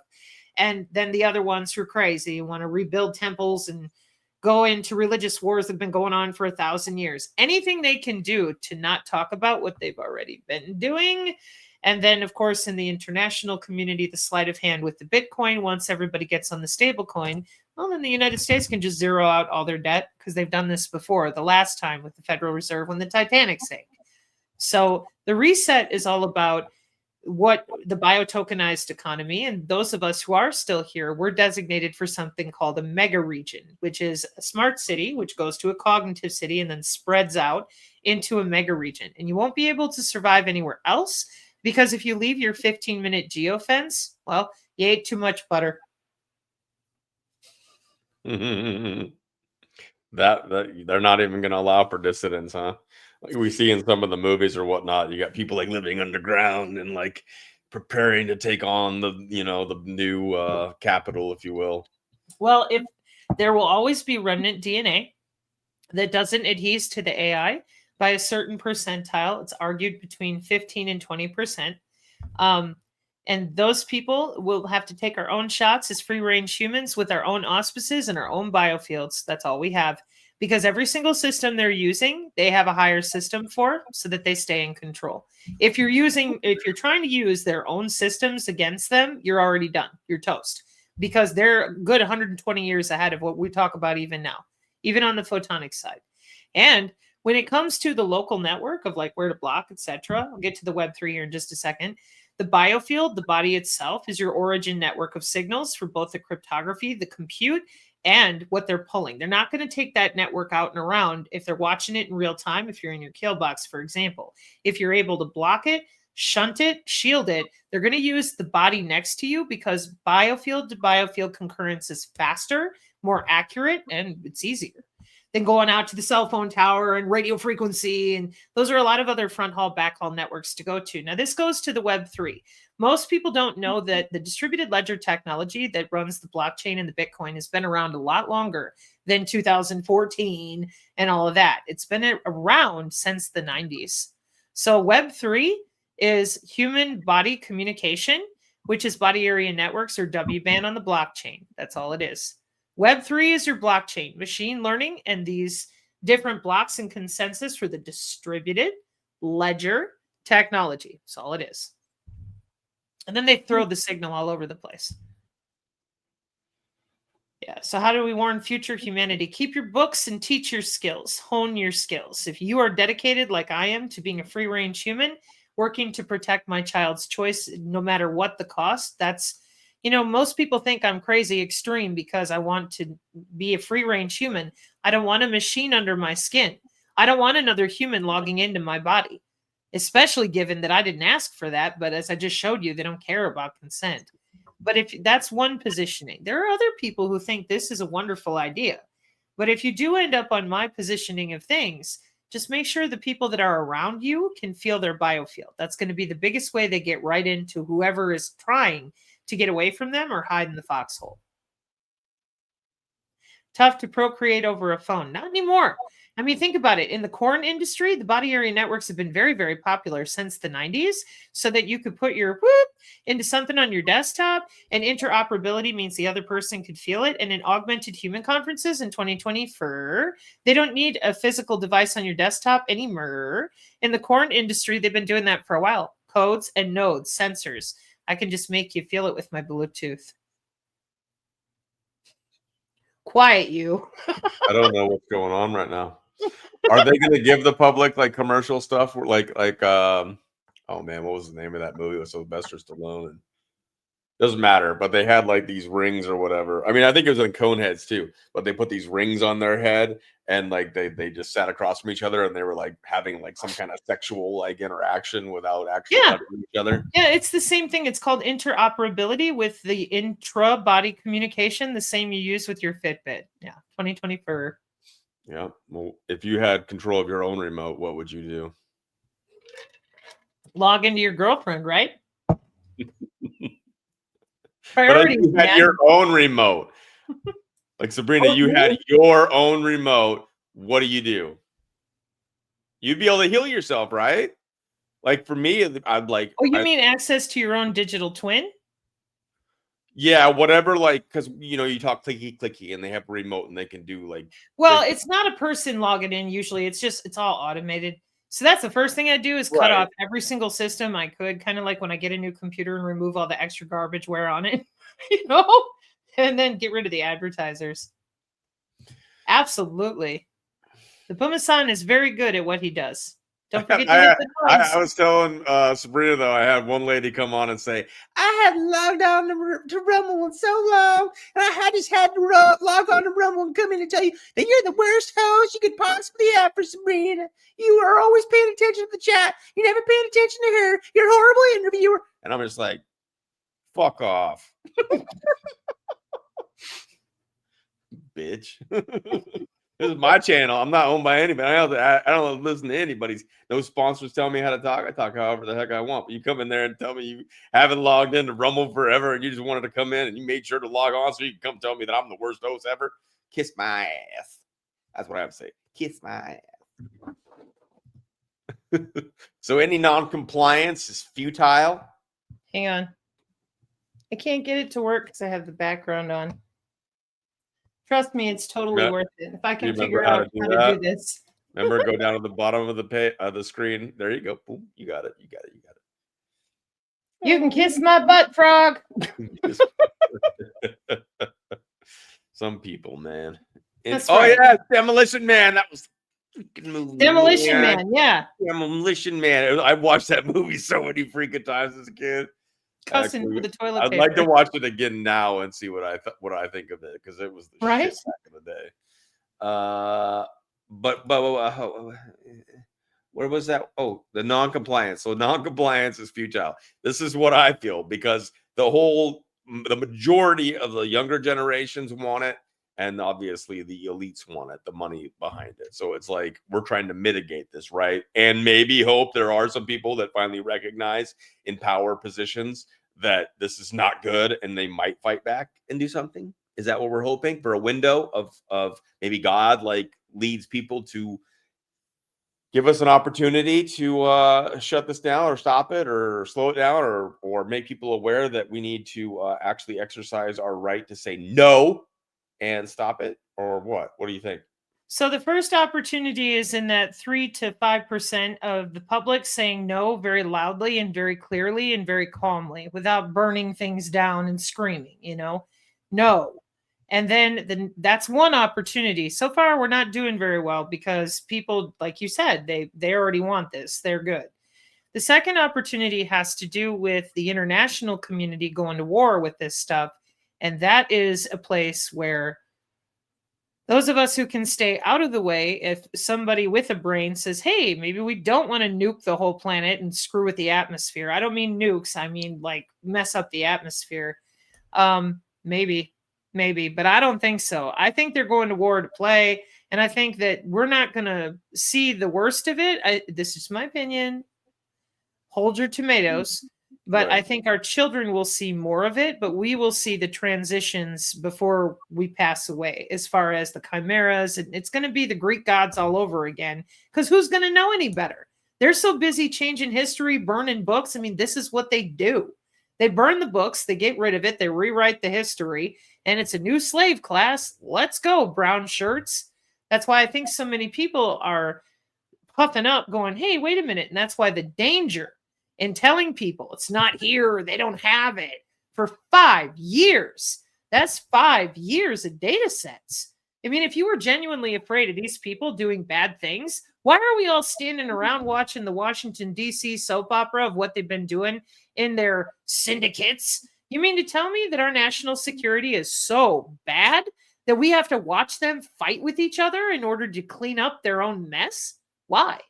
I think it's a controlled downturn, and I do think it'll be slow. And they're going to do it in pockets, just pissing people off in a nice, slow burn, frog boiling in the pot, so that eventually you just collapse and give up and go along. Not me. I'm not going along. It's not worth it to me to sacrifice my daughter's future. And if that makes me, a bad person or whatever, okay, fine. But this is inappropriate. We have every capability to sit down at the dinner table and talk about college and work. We should not be in this position in which there's all these random systems and people logging in, making all this money, while looking us right in the face and telling us, oh, no, you're crazy. I don't know what you're talking about. And they do that. They have that with parallel construction as well. So if the public is able to get up, read a diagram like the normies did when they saw RFK Jr. say, put your wearable on, and they're like, hey, man, I didn't break a law. I don't want no wearable. If we can get to that point, maybe we can do something to even pocket ourselves or whatever.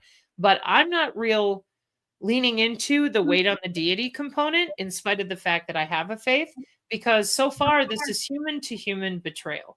This is not something where some sky deity and the aliens did it. This is human to human. And people say, well, Sabrina, they're not human. Maybe not.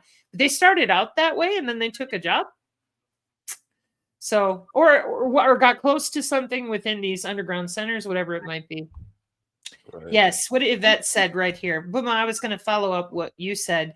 That people on the channel tell me all the time that you're their favorite host because I'm so relaxed when we're talking, doing things. And I'm just trying to be chill. Like I told Sabrina, I was like, this is like you're coming in, like we're just in the living room and we're just chatting. And it's like what comes up and what we want to talk about. Like obviously we have different modes where we did like the last one, I think was the last one where we just did like the Naughty Ninja podcast style where we just chatted. But then we have the teaching modes like we have right now, and now we're doing some Q&A. It's just this is how we teach, and this is how we be human, and this is how we interact. And it's just, there's no agenda. I know I'm not like a production company. I'm a one-man show that tries to make it fun, is what you're seeing in the background here, and some of the stuff that I have. I try to make it a little entertaining and have a little bit of fun. But other than that, I'm not here to be an investigative journalist or some kind of like, talk show host or some shit. Like, I don't know what people expect. But and Fiona for health, thank you for coming through on that. Now I'm gonna have to go watch Demolition Man and think what I think, see what I think of it at this point in my life. There's probably more in it than I realized as a youngster. But here we go. Living good. Question: are Sleep Number and other adjustable beds dangerous, or just handing someone a bunch more info about sleepers? Yeah, a lot of products just have a lot of data set collection that they don't necessarily say anything about because they sell it privately in something called raw data, meaning it's not tethered to your name or your address. It's still tethered to you in other ways, but name, address, they have a bunch of proprietary laws for that kind of stuff. So it's usually just data set collection. Could it be dangerous? I don't know. It depends on the type of product. Any product that tells you it's smart means it talks to those fancy air molecules that Karen and I are always accessorizing with, just so you know. And just so you all know where Dustin's head's at, this is the Well, remote. hey, this head is the in remote. Consumer Electronics Show and the porn conventions in Vegas in 2017. Well done, sir. Do you have your own product or do you have an Etsy shop? Don't answer that. Don't answer it. Don't answer it. Just wanted to throw that out there. Now, Dustin D. Helm, everybody has seen what you put. All right, Pablo's got another one. Pablo's got lots of questions. Good. What's the difference between artificial and natural when you look up what foods have nanotechnology in it? Due to the proliferation of smart agriculture, just about everything has nanotechnology in it. And if there's the seed problems, that's one thing. The chemical spraying, that's another thing. Now you got spinach plants that can make phone calls to your cell phone. Okay. So knowing which foods have more nano in them or not, it's kind of a crapshoot because they can often hide their distribution going to your local grocery store with just other types of names and fields and databases. But what I recommend is biofeedback. You stick your left hand over it and you'll know whether or not you actually want to eat it. And don't look at it. Close your eyes and you can tell the difference in the feeling in your hand. Like, it's a physical reaction. Just like if you saw something really gross and you're like, you will feel it, and something to practice with. But if you don't have that attenuation with your anatomy and you're like, well, how do I figure it out? I would recommend looking into some folks who've already done some of the database legwork and see what's local to you that's safe. Awesome. I just wanted to throw this one out there because I heard about this, and it's not really a question, but I wanted to chime in just a little bit. I don't know anything about it yet. I just heard about it, that there was a bitch fight between Dustin Emos and Victor Hugo, and I'm so excited to find out what this was about. Is there a video? Wait, what? Well, I had Dustin Emos on the show. You're reading what I have on here, right? Talmud Terry is talking about how they got into a fight. But I thought Victor Hugo and Dustin Nemos are really good friends. They were doing tons of, this is what's interesting about this whole thing, is that they're doing tons of shows together. And then someone said, in the gossip world, I guess, is just, I got to look into this. Someone said that Victor Hugo turned on Dustin and started making up a bunch of bullshit about him. And then now they're in some kind of a fight. So I got to figure out what exactly is going on. But I thought that was interesting because they were doing a lot of shows together. And actually, I'm kind of glad because I don't know Victor Hugo, but I haven't heard a lot of great things about him. So the fact that Dustin's breaking off from him actually kind of makes me glad. So that's just my little take. But I'll be curious to hear a little bit more. And this is what I think about a lot. Stack Brawley.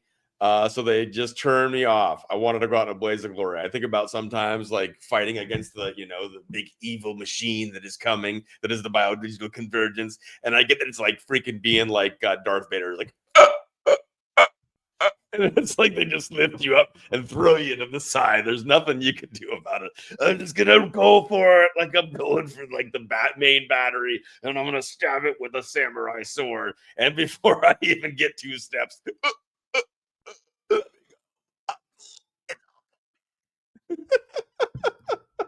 I didn't mean it, man. I'm cool, man. Well, the process looks very much like what Vecna was doing to people in the Stranger Things towards the end there. So Kind of like all those people in the videos going stiff and turning in circles. There are different ways to do it. But here would be my advice.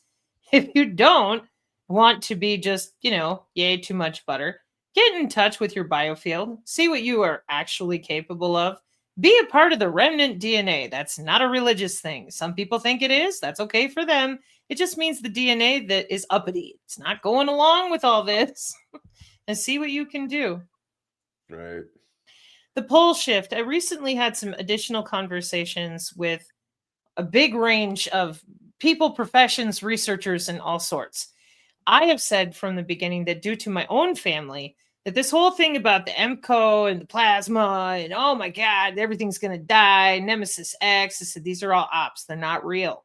Nobody planned for that from continuity of government. That's just stuff that they keep them talking about, so they're afraid. It always amazes me, by the way, when it comes to the things that we read out loud about, we're told that we're scaring people. But those people, they make tons of money talking about how the plasma going to take everybody out once the pole shift comes, and it's a guarantee it's going to ruin the whole planet. In reality, when the pole shift occurs, there's some minimal changes, and I do mean minimal, that will happen. But do you remember how Dutch Sense has shown people how many times that they control earthquakes and do what they want? They're going to go along with that magnetism and make it work to their advantage like they've done in the past, in my opinion. And there's nothing to be afraid of because I cannot find any fear anywhere with any of my family members from before or from anything we're looking at now. And I think that has to do with our biosphere. We all live here, and they know that. And in the past, these big magnetic pole changes, they're not what they've made them out to be. I think a lot of what they've done with the fear factor, not just for harvesting and controlling people easier or making them fight, is because they want you to give up. They want you to feel so demoralized that you just let the system do what it do. No.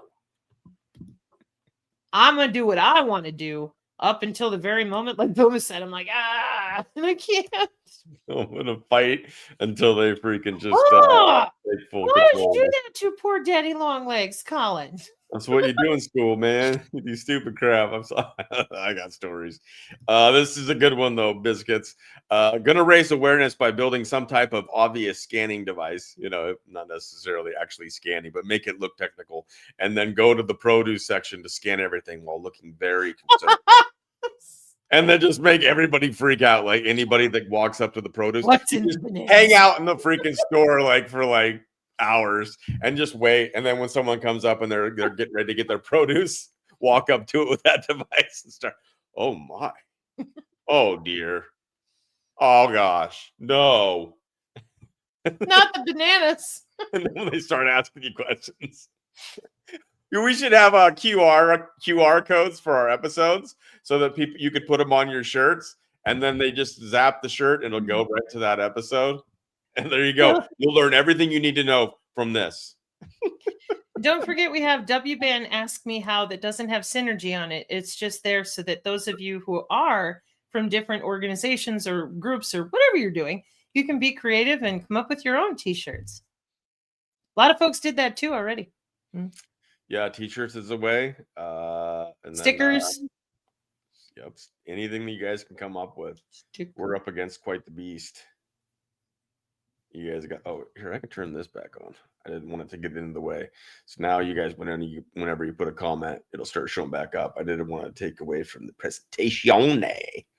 But I'm trying to catch up. You guys were chatty today. What do we got? So thank you all for tuning in. We have well over 300 on the Rumble. We have 70 on the YouTuber and 48 on the Substack. We appreciate you all being here. We'll see what we got. Oh, big question. Do we need to worry about solar panels? Worry about them how? Is it not working or changing? Yeah, are they being utilized for something else?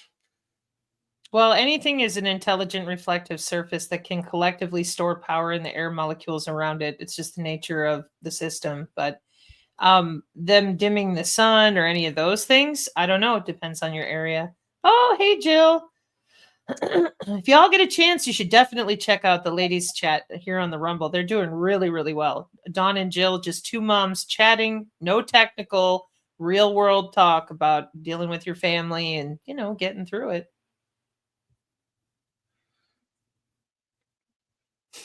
QR codes on gravestones. I was going to mention that. Yeah. QR. Thank you for pulling that out. That's the one I was just looking for. Atlas, QR codes on gravestones. And then the other things about driving the Tesla through the graveyard and finding Bluetooth addresses stuck in people because Nano ain't going nowhere. It's kind of mechanical. Thank you, Diney. Awesome. Thank you, I think Diney. we got through everything. I don't know. Yes, and the two moms chatting. The two moms chatting with Dawn and Jill, and they have on various guests. Those are always awesome. So tune into those. Yeah, they do it on X, and then they have a remote channel. Go ahead. Pablo was saying solar power with its dirty electricity. You've got dirty electricity problems all over the place. They're using that with signal to noise ratios, amperage, phase and phase states on the phase states of the amplitude of the wave, and any way that they can use that type of dirty power, different energy, they do. So it's a problem all over the place. That's why I said check your bandshell effect wherever you live at home. But these preppers are in for a rude awakening. The people that have been busy putting stuff away for 2 decades, waiting for the Nemesis ship and all that, they're the first ones on the FEMA list. And 2 years ago when I came online, the preppers were told to get in with the LoRa, which is one of our most commonly used long-range sensor tools. I don't know why they did that to them, but they're all on bitty sticks that are easily calculable, same way we do continuity of government. So they're not going anywhere. In fact, they show up first before other, what they would consider dissidents do. And they probably did it so they could take their goods, because preppers have a lot of resources.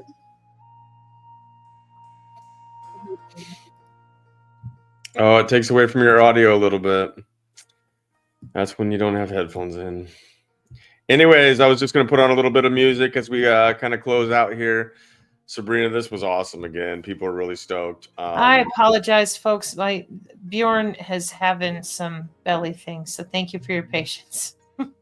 Yeah, prayers for Bjorn. Bjorn, do you say it? Bjorn? Bjorn, yeah. Bjorn. Yes, some stomach issues, but we appreciate you all. Once again, this was October 7th, 2025. Consent and Cognitive Digital Twins with Sabrina Wallace and Dorian D. Booma-san. It was awesome having you guys all here. We had well over 400 for the majority of this presentation. I always tell Sabrina she's a rock star. She brings it. And the PDF, make sure you use the links down below. Also, the crystals PDF that people didn't get from the last show.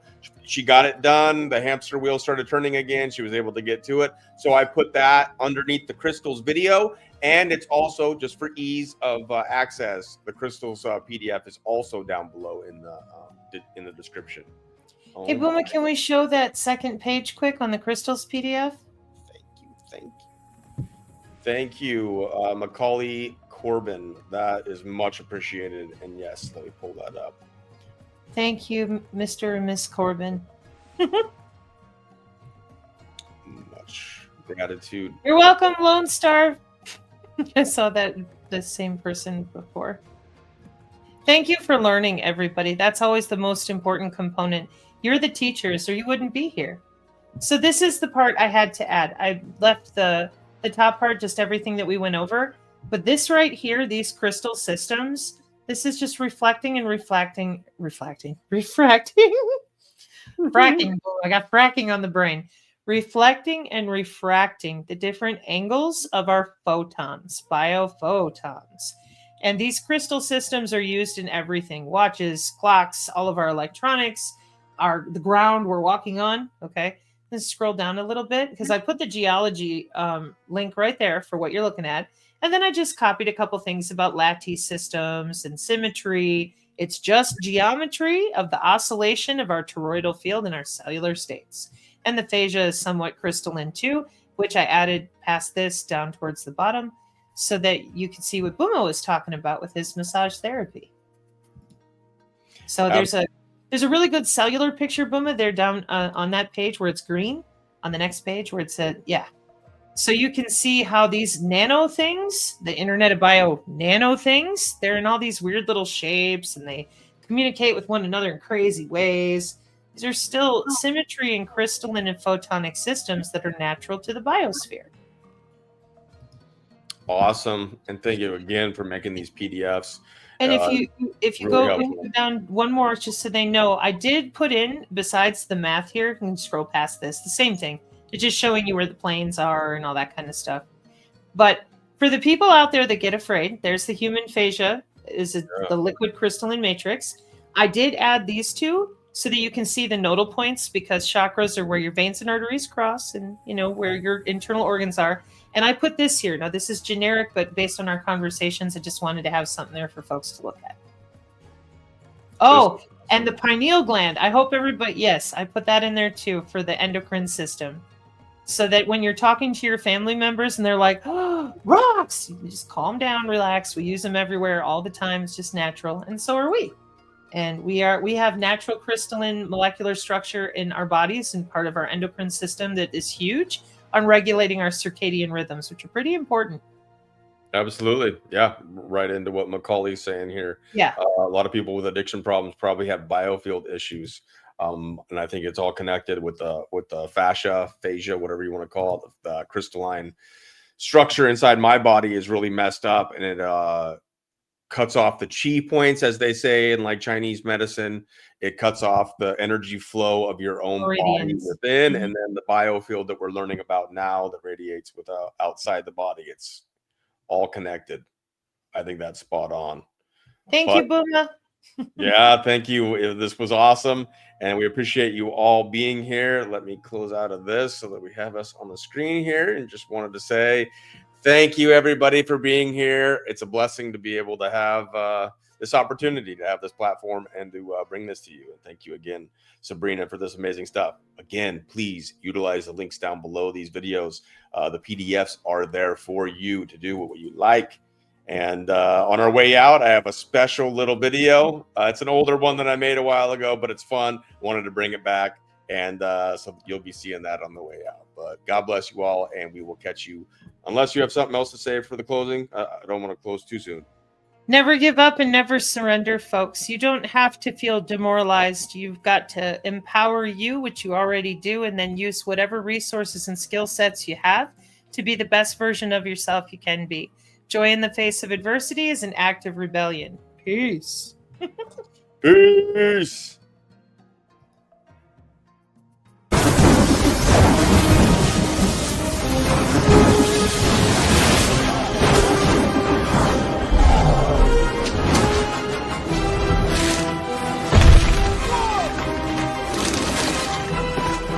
Don't ever do that again.